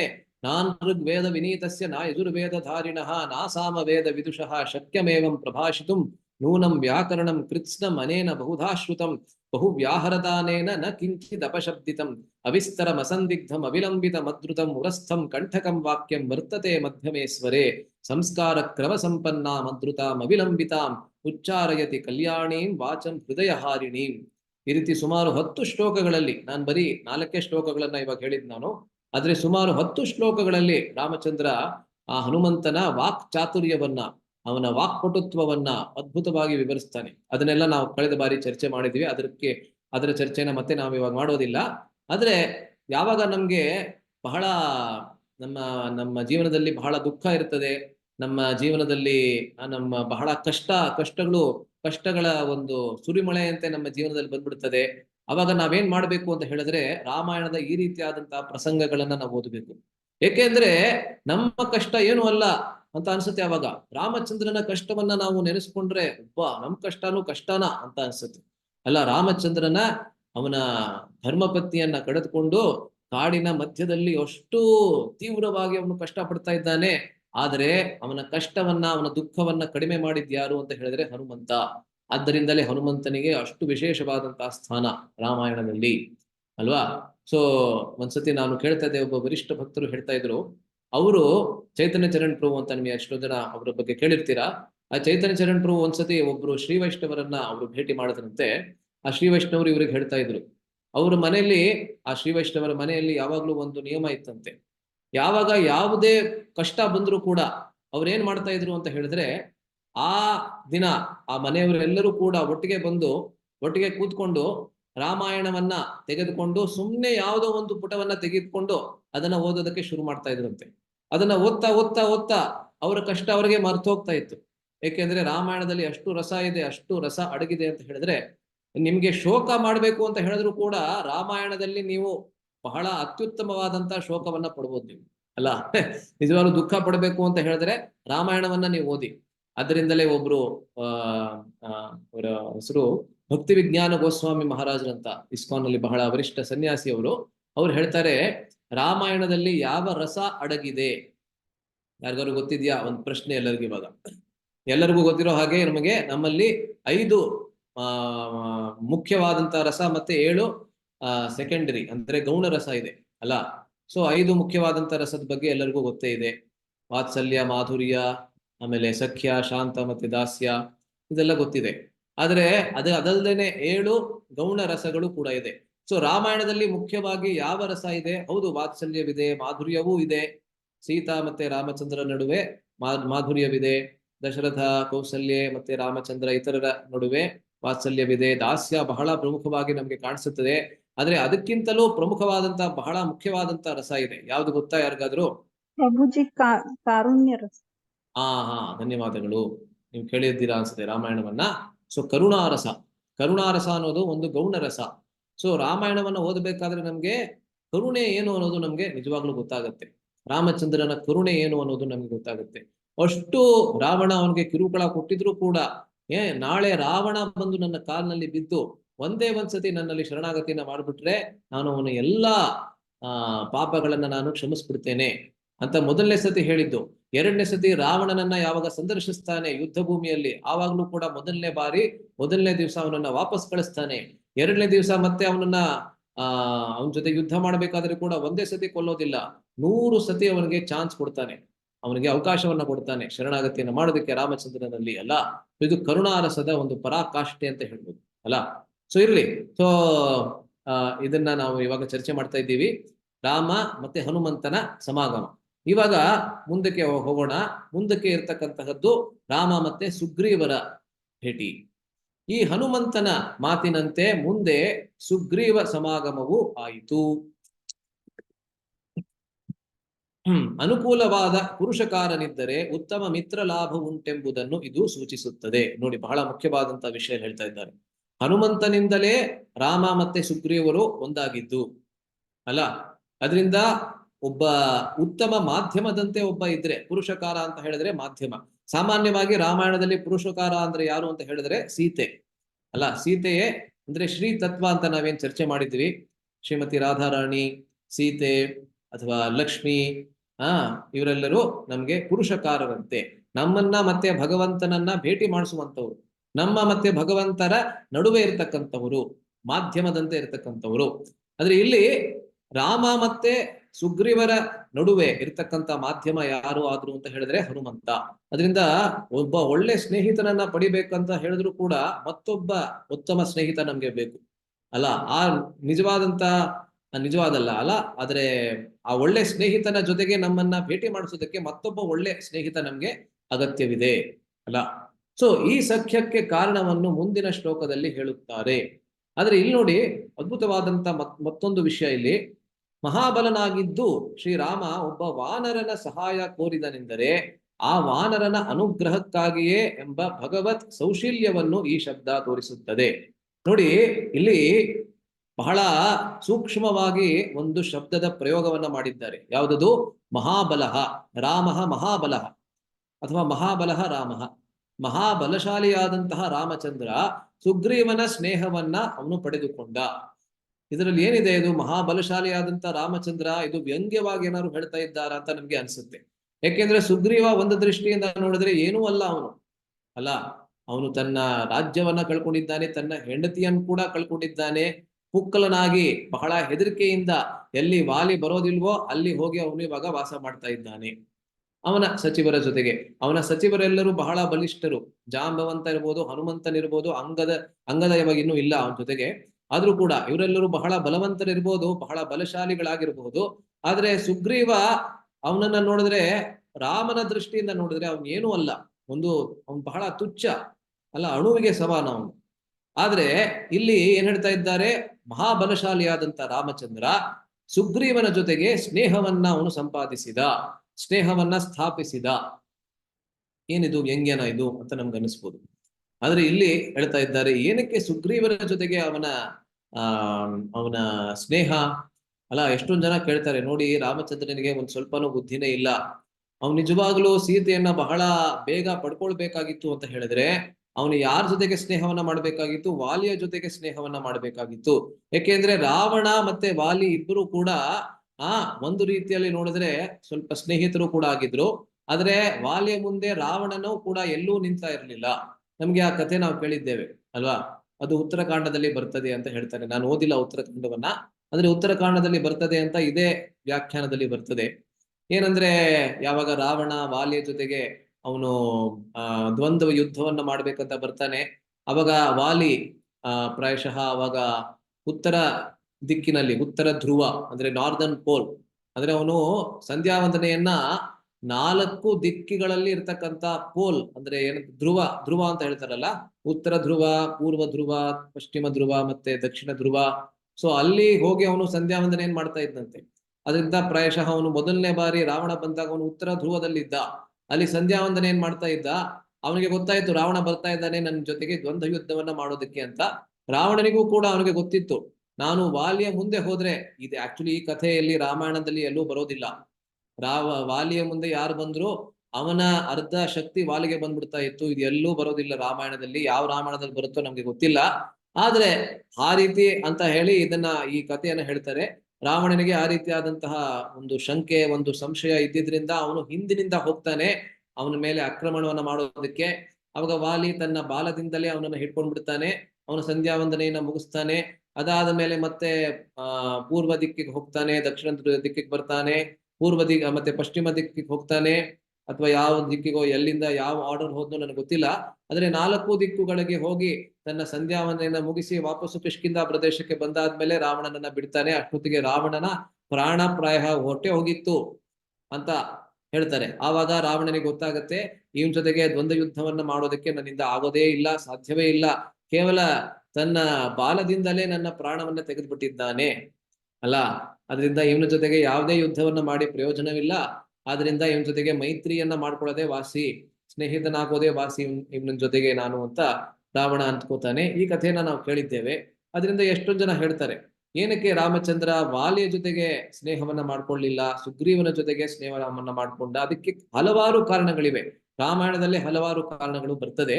ಆದ್ರೆ ಆ ರೀತಿ ಒಂದು ಪ್ರಶ್ನೆಯನ್ನ ಕೇಳ್ತಾರೆ. ಆದ್ರೆ ಅದನ್ನ ಮರೆತುಬಿಡೋಣ ಇವಾಗ. ಕೇವಲ ಸುಗ್ರೀವನ ಜೊತೆಗೆ ರಾಮಚಂದ್ರ ಸ್ನೇಹವನ್ನ ಮಾಡ್ತಾ ಇದ್ದಾನೆ ಅಂತ ಹೇಳಿದ್ರೆ ಅದು ಅವನ ಸೌಶೀಲ್ಯವನ್ನ ತೋರಿಸ್ತದೆ ಅಲ್ಲ. ಅದು ಮೊದಲನೇ ಗುಣ. ನಾವು ಚರ್ಚೆ ಮಾಡಿದ್ವಿ ಸುಮಾರು 3-4 ತಿಂಗಳ ಹಿಂದೆ, ಯಾವಾಗ ರಾಮಾಯಣದ ಚರ್ಚೆಯನ್ನ ಆರಂಭಿಸಿದ್ವಿ. 16 ಗುಣಗಳನ್ನ ನಾವು ಚರ್ಚೆ ಮಾಡಿದ್ವಿ. ಅದರಲ್ಲಿ ಮೊದಲನೇ ಗುಣ ಯಾವುದದು? ಯಾರಿಗೆ ನೆನಪಿದೆ? ಗುಣವಾನ್. ಗುಣವಾನ್. ಧನ್ಯವಾದಗಳು ಭಾನು ಮಾತಾಜಿ ಅವ್ರಿಗೆ ನೆನಪಿದೆ. ಗುಣವಾನ್ ಅಲ್ಲ. ಸೊ ಭಗವಂತನ ಮೊದಲನೇ ಗುಣ ಅಂದ್ರೆ ಗುಣ ಅಲ್ಲ. ಆ ಗುಣಕ್ಕೆ ಏನ್ ಅರ್ಥ ಅಂತ ಹೇಳಿದ್ರೆ ಅಲ್ಲಿ ಆಚಾರ್ಯರು ಹೇಳ್ತಾರೆ ಸೌಶೀಲ್ಯ. ಸೌಶೀಲ್ಯ ಅಂದ್ರೆ ಅವನು ಯದ್ಯಪಿ ಬಹಳ ಎತ್ತರದ ಸ್ಥಳದಲ್ಲಿ ಇದ್ದಾನೆ, ಆದ್ರೆ ಅವನು ನಮ್ಮ ಲೆವೆಲ್ಗೆ ಬಂದು ನಮ್ ಜೊತೆಗೆ ಆದಾನ ಪ್ರದಾನವನ್ನ ಮಾಡ್ತಾನೆ. ಅದು ಸೌಶೀಲ್ಯ ಅಲ್ವಾ. ಸೊ ಭಗವಂತನಲ್ಲಿ ಈ ಒಂದು ಗುಣ ಎದ್ದು ಕಾಣುತ್ತೆ, ಸೌಶೀಲ್ಯ ಅನ್ನೋದು. ಅದೇ ಕಾರಣದಿಂದ ಅವನು ಗುಹನಿಗೂ ತನ್ನ ಕೃಪೆಯನ್ನ ತೋರಿಸ್ತಾನೆ. ಗುಹನಿಗೂ ಕೂಡ ಆ ರಾಮಚಂದ್ರನೇ ಹೋಗಿ ಅವನನ್ನ ಭೇಟಿಯಾಗಿತ್ತು. ಗುಹಾ ಬಂದ್ಬಿಟ್ಟು ರಾಮಚಂದ್ರನಿಗೆ, ನೀವು ದಯವಿಟ್ಟು ನನ್ನ ಕಾಡಿಗೆ ಬಂದು ಎಲ್ಲರಿಗೆ ಕೃಪೆಯನ್ನ ತೋರಿಸ್ಬೇಕು, ಆಶೀರ್ವಾದವನ್ನ ಮಾಡ್ಬೇಕು, ಏನೂ ಇಲ್ಲ, ಆ ರೀತಿ ಕೇಳ್ಕೊಳ್ಳಿಲ್ಲ. ರಾಮಚಂದ್ರನೇ ಅಲ್ಲಿಗೆ ಹೋಗಿದ್ದು ಅಲ್ಲ. ಅದೇ ರೀತಿ ಶಬರಿಗೆ ಕೂಡ, ಶಬರಿಯ ಬಗ್ಗೆ ರಾಮಚಂದ್ರನಿಗೆ ಹೇಳಿದ್ದು ಅವನ ಹಸುರನ ಹೆಸರೇನು? ಕಬಂದ ಅಲ್ಲ. ಸೊ ಕಬಂದ ಹೇಳಿದ್ದು. ಆದ್ರೆ ಕಬಂದ ಹೇಳಿದ್ರು ಕೂಡ ಅವಾಗ ಅದಾದ್ಮೇಲೆ ರಾಮಚಂದ್ರ ಹೋಗ್ಬೋದಾಗಿತ್ತು ಅಥವಾ ಹೋಗ್ದೇನೂ ಇರ್ಬೋದಾಗಿತ್ತು. ಆದ್ರೆ ಶಬರಿಯ ಬಗ್ಗೆ ಕೇಳಿದ ಕೂಡಲೇ ಅವನು ಅಲ್ಲಿಗೆ ಹೋಗ್ತಾನೆ. ಸೊ ಅದೇ ರೀತಿ ಇಲ್ಲಿ ಸುಗ್ರೀವನಿಗೆ ತನ್ನ ಆಶೀರ್ವಾದವನ್ನ ತೋರಿಸ್ಬೇಕು ಅಂತ ರಾಮಚಂದ್ರ ಬಂದಿದ್ದಾನೆ. ಸುಗ್ರೀವನ ಸಹಾಯ ಬೇಕಾಗಿಲ್ಲ ರಾಮಚಂದ್ರನಿಗೆ ಅಲ್ಲ. ಸೊ ಇಲ್ಲಿ ಮತ್ತೊಂದು ವಿಶೇಷ ಕೂಡ ಇಲ್ಲಿದೆ ಅಂತ ಹೇಳ್ತಾ ಇದ್ದಾರೆ ನೋಡಿ. ಇಲ್ಲಿ ಮತ್ತೊಂದು ವಿಶೇಷವು ಇಲ್ಲಿ ಉಂಟು. ಅದೇನೆಂದರೆ, ಕೆಲವರು ಇಲ್ಲಿ ಶ್ರೀ ರಾಮಚಂದ್ರನು ಸುಗ್ರೀವನಲ್ಲಿ ಮೈತ್ರಿ ಯಾಚಿಸಿದ್ದೇ ಸರಿಯಿಲ್ಲವೆಂದು ಚೋದ್ಯವೆಬ್ಬಿಸುವವರು. ಚೋದ್ಯ ಅಂದ್ರೆ ಆರೋಪವನ್ನ ಎಬ್ಬಿಸುವರು. ರಾಜಕಾರಣ ದೃಷ್ಟಿಯಿಂದಲೂ ಇದು ಅನುಚಿತ ಎಂದು ವಾದಿಸುವರು. ನೋಡಿ, ರಾಮಾಯಣವನ್ನ ರಾಜಕಾರಣಕ್ಕೆ ಇಳಿಸ್ಬಿಟ್ಟಿದ್ದಾರು ಅಲ್ಲ. ಸೊ ರಾಜಕಾರಣದ ದೃಷ್ಟಿಯಿಂದಲೂ ಇದು ಅನುಚಿತ ಅಲ್ಲ. ಸೊ ಬಿಜೆಪಿ ಅವರಿಗೆ ಗೊತ್ತಿದೆ ಯಾರ ಜೊತೆಗೆ ನಾವು ರಾಜಕೂಟವನ್ನ ಮಾಡಬೇಕು, ಯಾರ ಜೊತೆಗೆ ಪಾರ್ಟ್ನರ್ಶಿಪ್ ಮಾಡ್ಕೋಬೇಕು ಅಂತ. ಸೊ ಆ ರೀತಿ ಎಲ್ಲ ನೀವು ರಾಮಾಯಣಕ್ಕೆ ನೀವು ಹೋಲಿಸಬಾರದು ಅದನ್ನ ಅಲ್ಲ. ಸೊ ರಾಮಾಯಣವನ್ನ ರಾಜಕೀಯದ ದೃಷ್ಟಿಯಿಂದ ನೋಡಿದ್ರೆ ನಿಮ್ಗೆ ರಾಮಾಯಣ ಅರ್ಥವಾಗೋದಿಲ್ಲ. ಆದ್ರೂ ಎಷ್ಟೊಂದ್ ಜನ ಈ ರೀತಿ ಹೇಳ್ತಾರೆ, ರಾಮಚಂದ್ರನಿಗೆ ಬುದ್ಧಿ ಇಲ್ಲ, ವಾಲಿಯನ್ನ ಅವನು ತನ್ನ ಕಡೆಗೆ ಎಳ್ಕೊಂಡಿದ್ದಿದ್ರೆ ಬಹಳ ಸುಲಭವಾಗಿ ಸೀತೆಯನ್ನ ಪಡ್ಕೊಂಡು ಬಿಡ್ಬೋದಾಗಿತ್ತು. ವಾಲಿ ಸುಮ್ನೆ ಒಂದೇ ಒಂದು ಫೋನ್ ಕಾಲ್ ಮಾಡಿದ್ರೆ ರಾವಣನಿಗೆ, ರಾವಣ ತಕ್ಷಣ ಸೀತೆಯನ್ನ ಬಿಟ್ಬಿಡ್ತಾ ಇದ್ದ ಎಂಬುದಾಗಿ ಹೇಳ್ತಾರೆ. ಸೊ ಏಕೆಂದರೆ ಶ್ರೀರಾಮಚಂದ್ರನಿಗೆ ರಾವಣನ್ನ ಎದುರಿಸಿ ನಿಗ್ರಹಿಸಲು ಸ್ವಯಂ ಶಕ್ತಿ ಇಲ್ಲದಿದ್ದರೆ, ನೋಡಿ ಹೇಗೆಲ್ಲ ಮಾತಾಡ್ತಾರೆ. ರಾವಣನನ್ನ ಎದುರಿಸೋದಕ್ಕೆ ರಾಮಚಂದ್ರನಿಗೆ ಶಕ್ತಿ ಇಲ್ಲದೆ ಹೋಗಿದ್ದಿದ್ರೆ ಆ ರಾವಣನಿಗಿಂತ ಹೆಚ್ಚು ಬಲಾಢ್ಯನಾದವನೊಬ್ಬನನ್ನು ಆಶ್ರಯಿಸಬೇಕಾಗಿತ್ತು. ಅವನಾರೆಂದರೆ ವಾಲಿಯೇ. ಹೀಗೆ ಜನರು ಮಾತಾಡ್ತಾರೆ. ಇದು ನಿಜ ಅಲ್ಲ, ಆದ್ರೆ ಜನರು ಈ ರೀತಿ ಮಾತಾಡ್ತಾರೆ. ತನ್ನ ಬಾಲದಿಂದಲೇ ರಾವಣನನ್ನು ಹಿಂಗಟ್ಟು ಮುರಿಗಟ್ಟಿ ತಂದು ರಾಮಪಾದದಲ್ಲಿ ತಂದು ನಿಲ್ಲಿಸಿ ಬಿಡುವ ಬಲ ಅವನಿಗಿತ್ತು. ಉತ್ತರಕಾಂಡದ ಕಥೆಯಲ್ಲಿ ಇದು ಸ್ಪಷ್ಟ. ಅದೇ ಕಥೆಯನ್ನ ಈಗ ತಾನೇ ನಾವು ಚರ್ಚೆ ಮಾಡಿದ್ವಿ. ರಾಮಬಾಣದಿಂದ ತಾನು ಹತನಾಗಿ ಬಿದ್ದಾಗ ಹಾಗೆ ಹೇಳಿಯೂ ಹೇಳುತ್ತಾನೆ. ಯಾವಾಗ ರಾಮಬಾಣ ವಾಲಿಯ ಮೇಲೆ ಬೀಳುತ್ತೆ, ಅವನು ಹತನಾಗಿ ಬಿದ್ದುಬಿಡ್ತಾನೆ ಕೆಳಗಡೆ. ಅವಾಗ ಅಂದ್ರೆ ಹತನಾಗಿ ಅಂದ್ರೆ ಇನ್ನು ಅವನು ಪ್ರಾಣವನ್ನ ಬಿಟ್ಟಿಲ್ಲ, ಇನ್ನೇನು ಪ್ರಾಣವನ್ನ ಬಿಡೋನಿದ್ದಾನೆ. ಆವಾಗ ಆ ಒಂದು ಸಂವಾದ ಏನಾಗತ್ತೆ, ಒಂದ್ ದಿವಸ ಆ ಸಂವಾದದ ಬಗ್ಗೆ ಕೂಡ ನಾವು ಚರ್ಚೆ ಮಾಡಬೇಕು. ಅದ್ಭುತವಾದಂತಹ ಸಂವಾದ. ವಾಲಿ ಬಹಳಷ್ಟು ಕಾರಣಗಳನ್ನ ಕೊಟ್ಟು ಹೇಗೆ ರಾಮ ನೀನು ಒಬ್ಬ ಹೇಡಿ ಅಂತ ಅವನು ತೋರಿಸ್ತಾನೆ. ಆದ್ರೆ ಅದರಲ್ಲಿ ಪ್ರತಿಯೊಂದು ಕಾರಣವನ್ನು ರಾಮಚಂದ್ರ ಎದುರಿಸಿ ಹೇಗೆ ವಾಲಿ ಮಾಡ್ತಾ ಇರೋದು ತಪ್ಪು, ಮತ್ತೆ ನಾನು ವಾಲಿಯನ್ನ ಮರದ ಹಿಂದೆ ಕೊಂದ್ರು ಕೂಡ ಅದರಲ್ಲಿ ಯಾವುದೇ ರೀತಿಯಾದಂತಹ ತಪ್ಪಿಲ್ಲ ಅಂತ ರಾಮಚಂದ್ರ ತೋರಿಸ್ತಾನೆ. ಅದನ್ನ ಒಂದ್ಸತಿ ನಾವು ಚರ್ಚೆ ಮಾಡ್ತೇವೆ.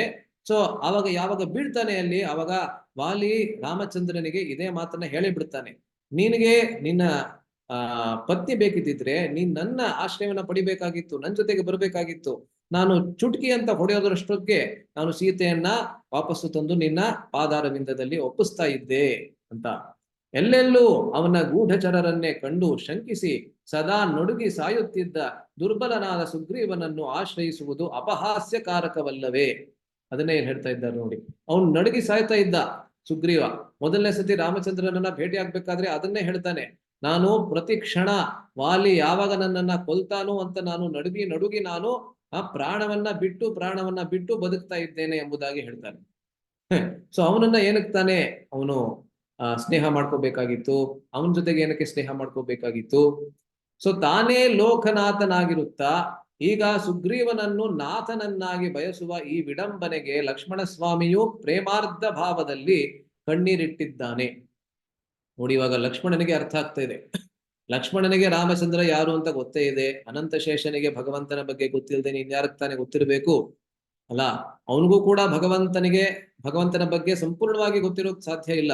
ಆದ್ರೆ ಅವನಿಗಿಂತ ಹೆಚ್ಚಾಗಿ ಒಬ್ಬ ಜೀವಿಗೆ ಗೊತ್ತಿರೋದಕ್ಕೆ ಸಾಧ್ಯವಿಲ್ಲ.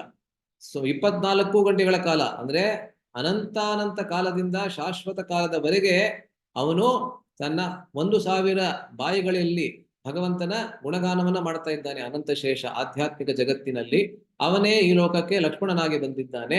ಸೊ ಲಕ್ಷ್ಮಣನಿಗೆ ಗೊತ್ತಿಲ್ಲದೆ ಬೇರೆ ಯಾರಿಗೆ ತಾನೇ ಗೊತ್ತಿರಬೇಕು? ಅದರಿಂದ ಲಕ್ಷ್ಮಣ ಹೇಳ್ತಾ ಇದ್ದಾರೆ ನೋಡಿ ಇಲ್ಲಿ, ಲೋಕನಾಥ ಪುರ ಭೂತ್ವಾ ಸುಗ್ರೀವಂ ನಾಥಮಿಚ್ಛತಿ. ಮುಂಚೆ ಭಗವಂತನೇ ಲೋಕನಾಥನಾಗಿದ್ದ, ಎಲ್ಲಾ 3 ಲೋಕಗಳಿಗೆ ಒಡೆಯನಾಗಿದ್ದ. ಅಂದ್ರೆ ಈ ಅವತಾರದಲ್ಲಿ ನೋಡಿ ರಾಮಚಂದ್ರ ಸುಗ್ರೀವನನ್ನ ನಾಥನನ್ನಾಗಿ ಮಾಡೋದಕ್ಕೆ, ಸುಗ್ರೀವನನ್ನ ರಾಜನನ್ನಾಗಿ ಮಾಡೋದಕ್ಕೆ ಅವನು ಇಚ್ಛಿಸ್ತಾ ಇದ್ದಾನೆ. ಅವನು ಲೋಕನಾಥವನ್ನಾಗಿ ಆಗೋದಕ್ಕೆ ಅವನಿಗೆ ಇಷ್ಟ ಇಲ್ಲ. ಅಂದ್ರೆ ಸುಗ್ರೀವನನ್ನ ನಾಥ ಅಂದ್ರೆ ಕಿಷ್ಕಿಂಧ ಪ್ರದೇಶಕ್ಕೆ ರಾಜನನ್ನಾಗಿ ಮಾಡೋದಕ್ಕೆ ಅವನಿಗೆ ಇಷ್ಟ ಇದೆ ಅಲ್ಲ. ಇದು ಒಂದು ವಿಪರ್ಯಾಸ ಅಂತ ಲಕ್ಷ್ಮಣ ಹೇಳ್ತಾ ಇದ್ದಾನೆ. ಶ್ರೀರಾಮ ಸುಗ್ರೀವನಲ್ಲಿ ಶರಣಾಗತಿ ಮಾಡಿದಂತೆ ತೋರುವ ಈ ಪ್ರಸಂಗ ಪಾಮರರನ್ನಲ್ಲದೆ ವಿದ್ವಾಂಸರಾದರೂ ಪಾಮರ ಪ್ರಾಯರಾದ ಅರಸಿಕ ಗೊಡ್ಡರನ್ನು ಮರುಳು ಮಾಡಿಯೇ ಬಿಡುತ್ತದೆ.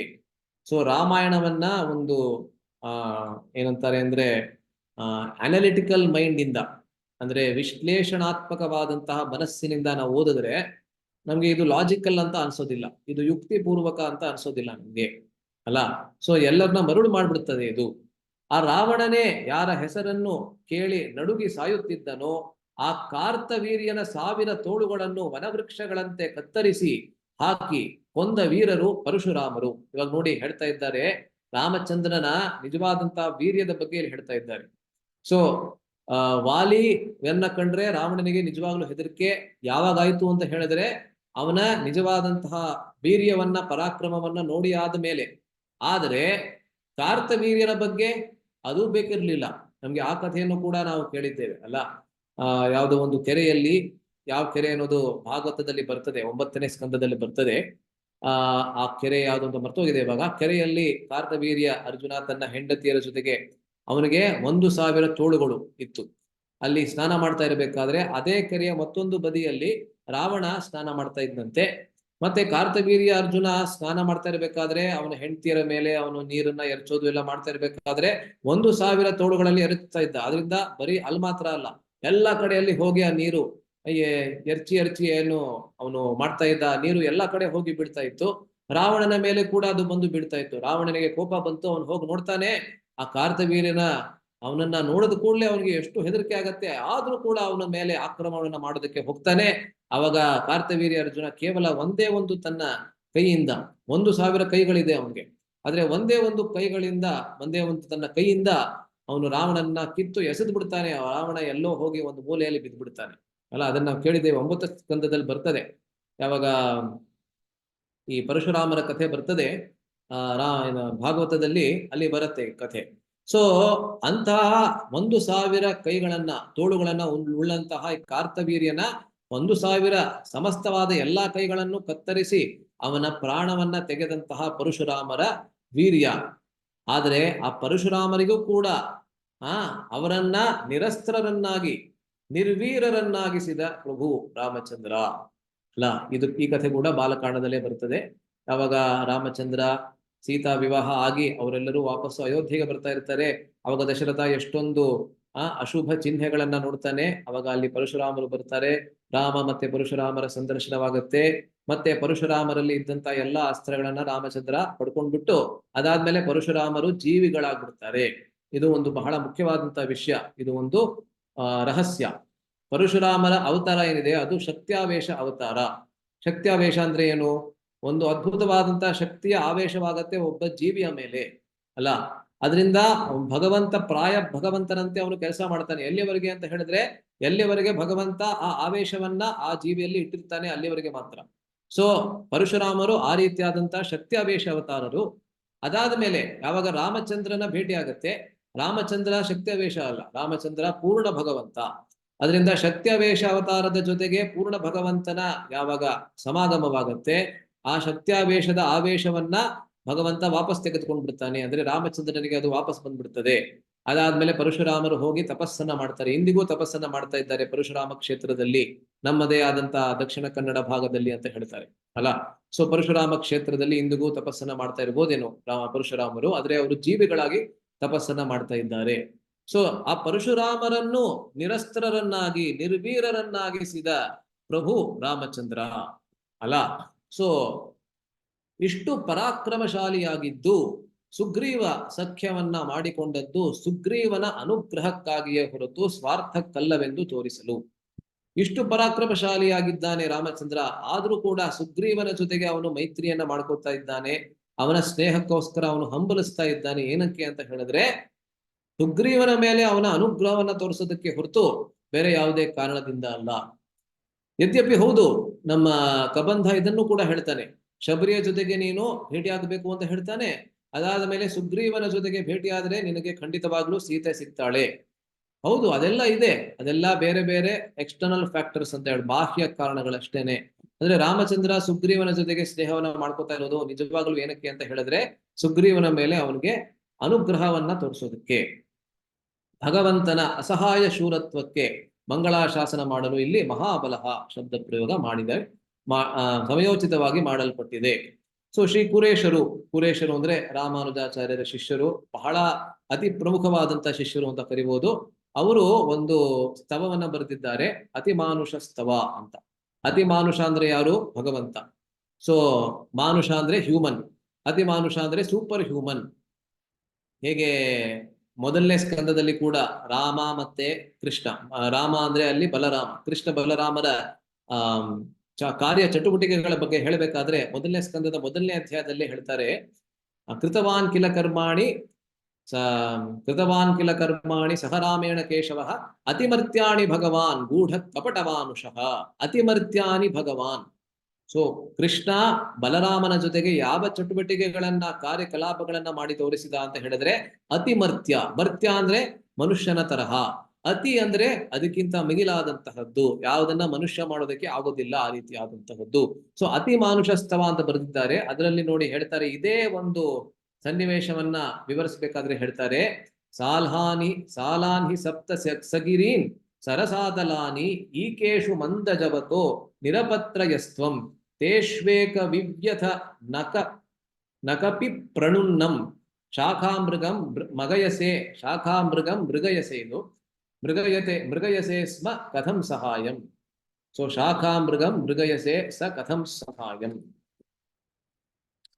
ಸೊ ಇದಕ್ಕೆ ಏನರ್ಥ ನೋಡಿ ಇಲ್ಲಿ, ಎಲೈ ಸ್ವಾಮಿಯೇ, ಯಾವಾಗ ಸಪ್ತಸಾಲ ವೃಕ್ಷಗಳನ್ನು ಸಪ್ತಗಿರಿಗಳೊಡನೆಯೂ ಒಂದೇ ಬಾಣದ ಅಲ್ಪ ವೇಗದಿಂದ ನೀನು ಭೇದಿಸಿದೆಯೋ, ಅದೇ ಸಪ್ತಸಾಲ ವೃಕ್ಷಗಳಲ್ಲಿ ಒಂದನ್ನು ಸೀಳಲು ದುಃಖಪಟ್ಟ ವಾಲಿಯಿಂದ ಓಡಿಸಲ್ಪಟ್ಟ ಸುಗ್ರೀವನನ್ನು ಸ್ನೇಹಿತನೆಂದು ಹುಡುಕುವುದು ಹೇಗಯ್ಯ ಅಂತ.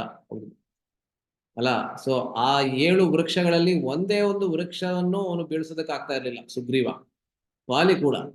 ಆದ್ರೆ 7 ವೃಕ್ಷಗಳನ್ನ ಭೇದಿಸಿ ಒಂದೇ ಒಂದು ಬಾಣದಿಂದ ಭೇದಿಸಿ, ಅಷ್ಟು ಮಾತ್ರ ಅಲ್ಲ, ಆ ಬಾಣ ಎಲ್ಲಿಗೆ ಹೋಗುತ್ತೆ?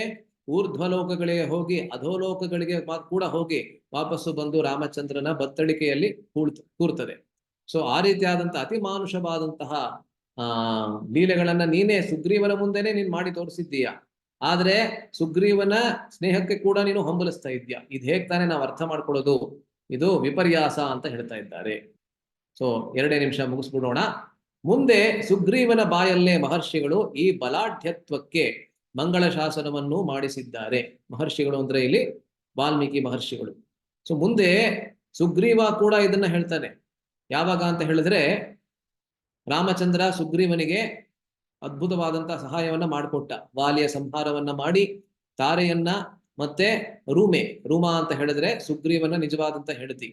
ಸೊ ಸುಗ್ರೀವನ ಹೆಂಡತಿಯನ್ನ ಮತ್ತೆ ವಾಲಿಯ ಹೆಂಡತಿಯನ್ನ ಕೂಡ ಸುಗ್ರೀವನಿಗೆ ಕೊಟ್ಟು ಸಂಸಾರ ಮಾಡ್ಕೊಂಡಿರಪ್ಪ ಅಂತ ಹೇಳಿ, ಅದಾದ್ಮೇಲೆ ಚಾತುರ್ಮಾಸ್ಯದ ಸಮಯದಲ್ಲಿ ನಾವು ಸ್ವಲ್ಪ ರೆಸ್ಟ್ ಅನ್ನ ತಗೊಳ್ಳೋಣ ಅಂತ ಮಾಲ್ಯವಂತ ಪರ್ವತಕ್ಕೆ ಬಂದ್ಬಿಡ್ತಾನೆ ರಾಮಚಂದ್ರ. ಮತ್ತೆ ಲಕ್ಷ್ಮಣನ ಜೊತೆಗೆ ಅಲ್ಲಿ ಇಟ್ಕೊಂಡು ಬಹಳ ಕೊರಗ್ತಾ ಇರ್ತಾನೆ ಪ್ರತಿ ದಿವಸ ಕೂಡ. ಆದ್ರೆ ಅಲ್ಲಿ ಸುಗ್ರೀವ ಅವನು ಆಶ್ ಮಾಡ್ತಾ ಇರ್ತಾನೆ ಅಲ್ಲ. ಸುಗ್ರೀವನ ಬಹಳ ಭೋಗವದಲ್ಲಿ ಅವನು ನಿಮಗ್ನನಾಗ್ಬಿಡ್ತಾನೆ. ಅಲ್ಲಿ ಅವನ ಜೊತೆಗೆ ತಾರೆ ಇರ್ತಾಳೆ, ಮತ್ತೆ ಅವನದೇ ಆದಂತ ಹೆಂಡತಿ ಆದಂತ ರೂಮೆ ಕೂಡ ಇರ್ತಾಳೆ.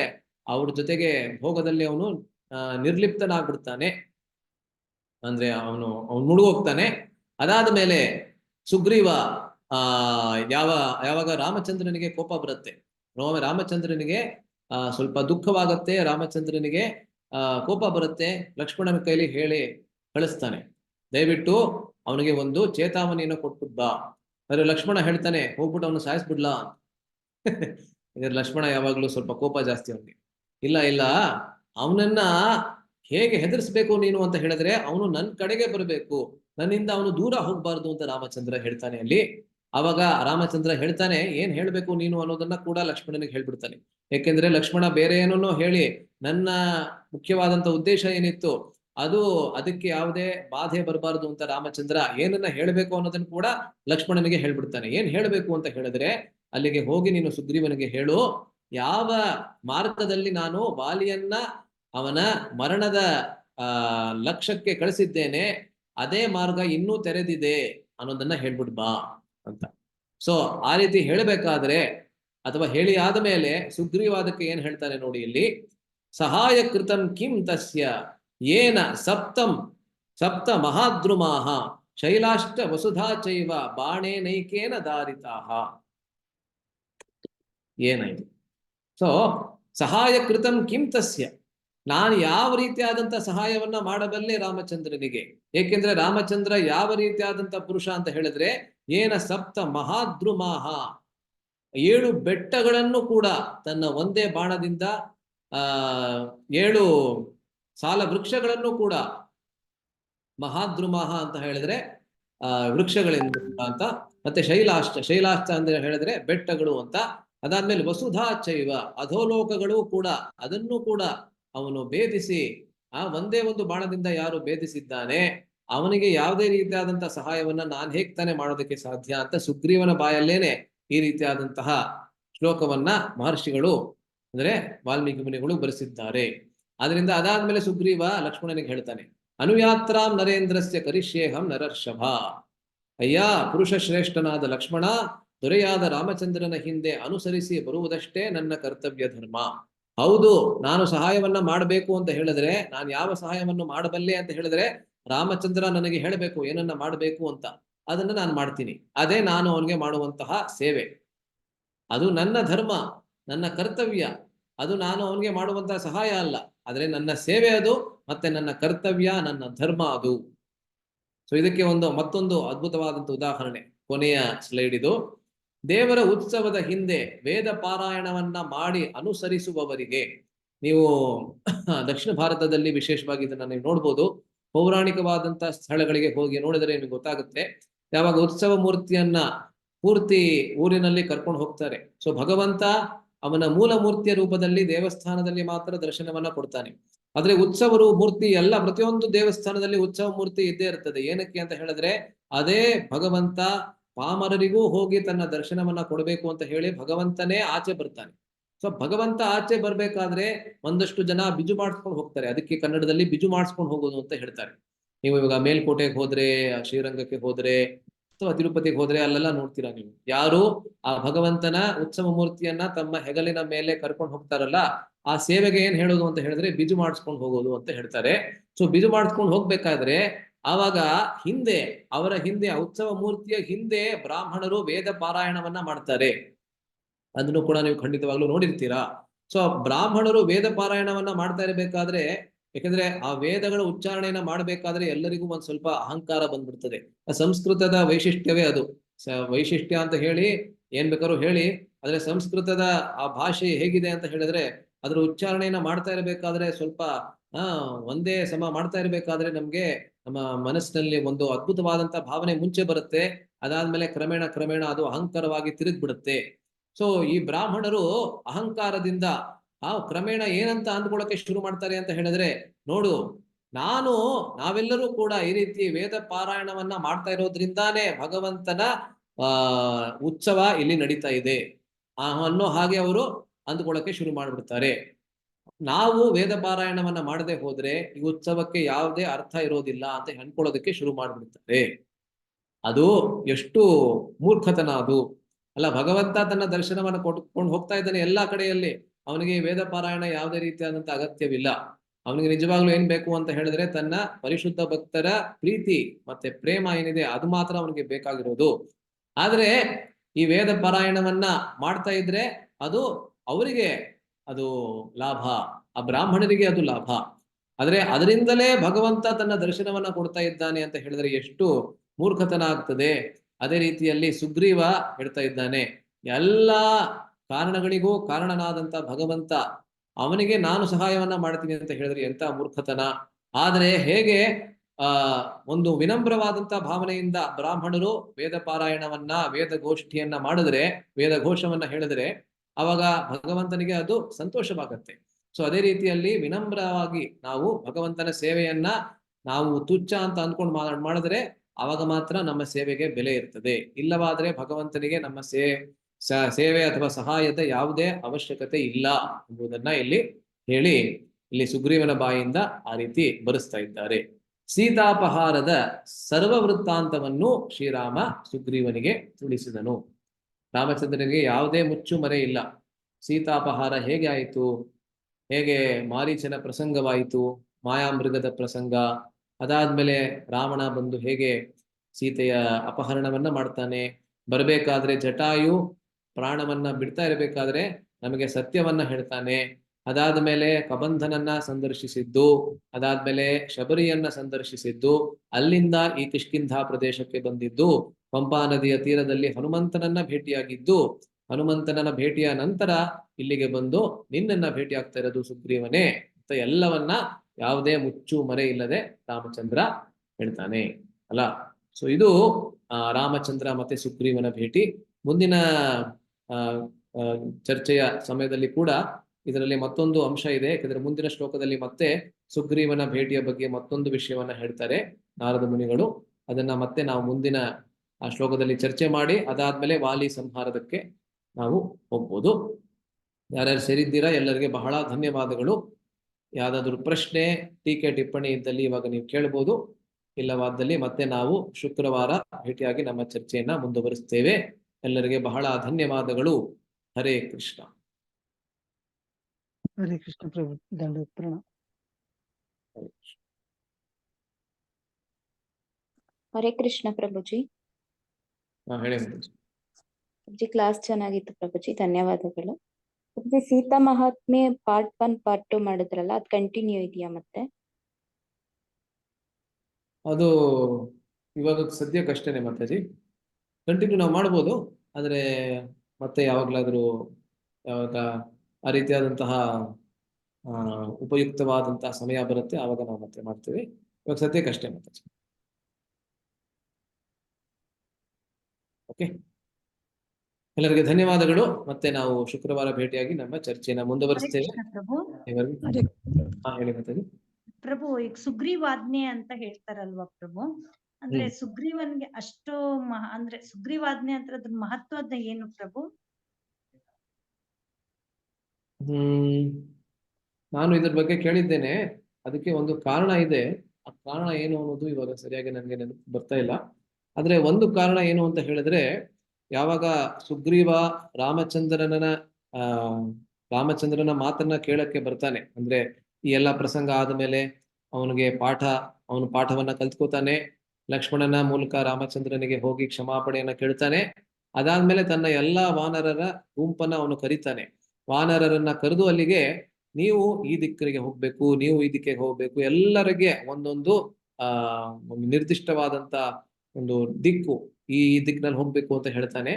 ಅದಕ್ಕೆ ಸುಗ್ರೀವಾಜ್ಞೆ ಅಂತ ಹೇಳ್ತಾರೆ ಅಂತ ನಾನು ಒಂದ್ಸತಿ ಕೇಳಿದ್ದೆ. ಆದ್ರೆ ಇದಲ್ದೇನೆ ಮತ್ತೊಂದು ಪ್ರಸಂಗ ಕೂಡ ಇದೆ. ಬೇರೆ ಯಾರಿಗಾದ್ರೂ ಗೊತ್ತಿದೆ ಇದ್ರ ಬಗ್ಗೆ?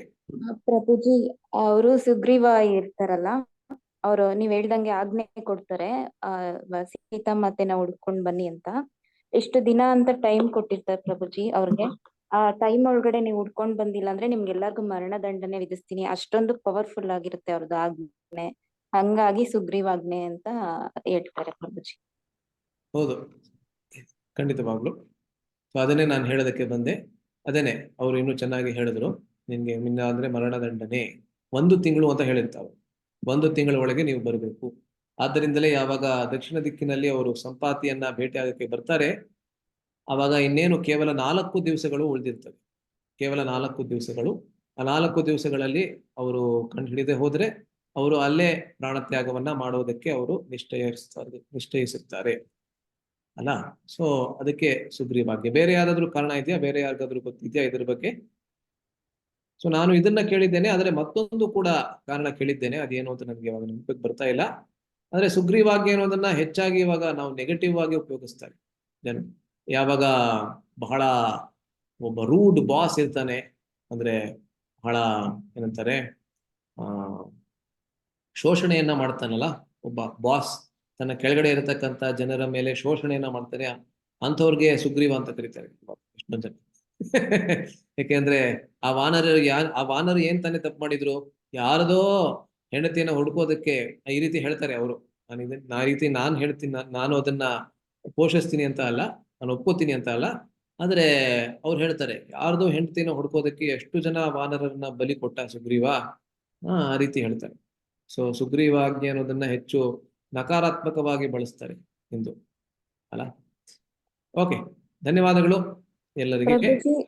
ಪ್ರಭುಜಿ ಇದು ಭಗವಂತನ 16 ಗುಣಗಳು ಇರುತ್ತಲ್ಲ ಪ್ರಭುಜಿ, ಅದ್ರಲ್ಲಿ ಗುಣವಾನ್ ಅಂತ ಬರುತ್ತಲ್ಲ ಫಸ್ಟ್ ಪಾಯಿಂಟ್ ಅಲ್ಲೇ ಪ್ರಭುಜಿ. ಇದು ನೀವ್ ಹೇಳಿದ್ರಲ್ಲ ಲಾಸ್ಟ್ ಸೆಷನ್ ಅಲ್ಲಿ, ಅದೇ ಸೀತಾಮಾತೆಗೆ ಯಾರ ಹಾಕುವಾಗ ಮೇಲ್ ಈಗೋ ಅನ್ನೋದು ಬರುತ್ತೆ ಶ್ರೀರಾಮನ್ಗೆ ಅಂತ.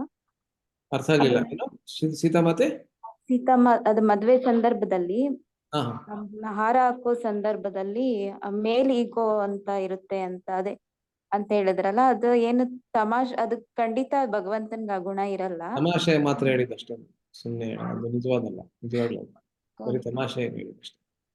ಅದು ರಾಮಚಂದ್ರ ಅಲ್ಲಿ ಆಕ್ಚುಲಿ ಇದು ನನ್ಗನ್ಸೋ ಹಾಗೆ ತುಳಸಿದಾಸರ ರಾಮಾಯಣದಲ್ಲಿ ಬರ್ತದೆ ಅಂತ ಕಾಣುತ್ತೆ. ಇದು ಹಾರಗಳನ್ನ ಹಾಕುವಂತ ಪ್ರಸಂಗ ವಾಲ್ಮೀಕಿ ರಾಮಾಯಣದಲ್ಲಿ ಬರೋದಿಲ್ಲ. ಸೊ ನನ್ಗನ್ಸೋ ಹಾಗೆ ತುಳಸಿದಾಸರ ರಾಮಚರಿತ ಮಾನಸದಲ್ಲಿ ಅದು ಬಹಳ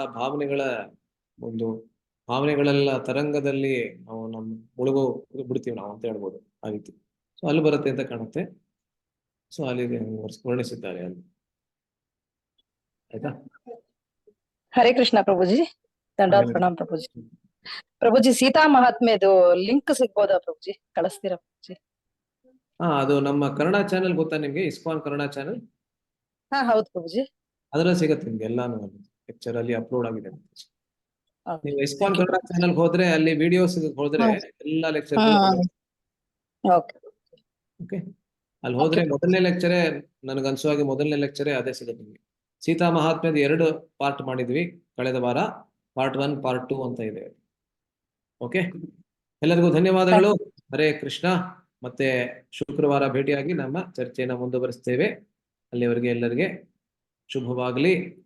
ಸರ್ವೇ ಜನಾಃ ಸುಖಿನೋ ಭವಂತು, ಸರ್ವೇ ಸಂತು ನಿರಾಮಯಾಃ, ಸರ್ವೇ ಭದ್ರಾಣಿ ಪಶ್ಯಂತು, ಮಾ ಕಶ್ಚಿತ್ ದುಃಖ ಭಾಗ್ ಭವೇತ್.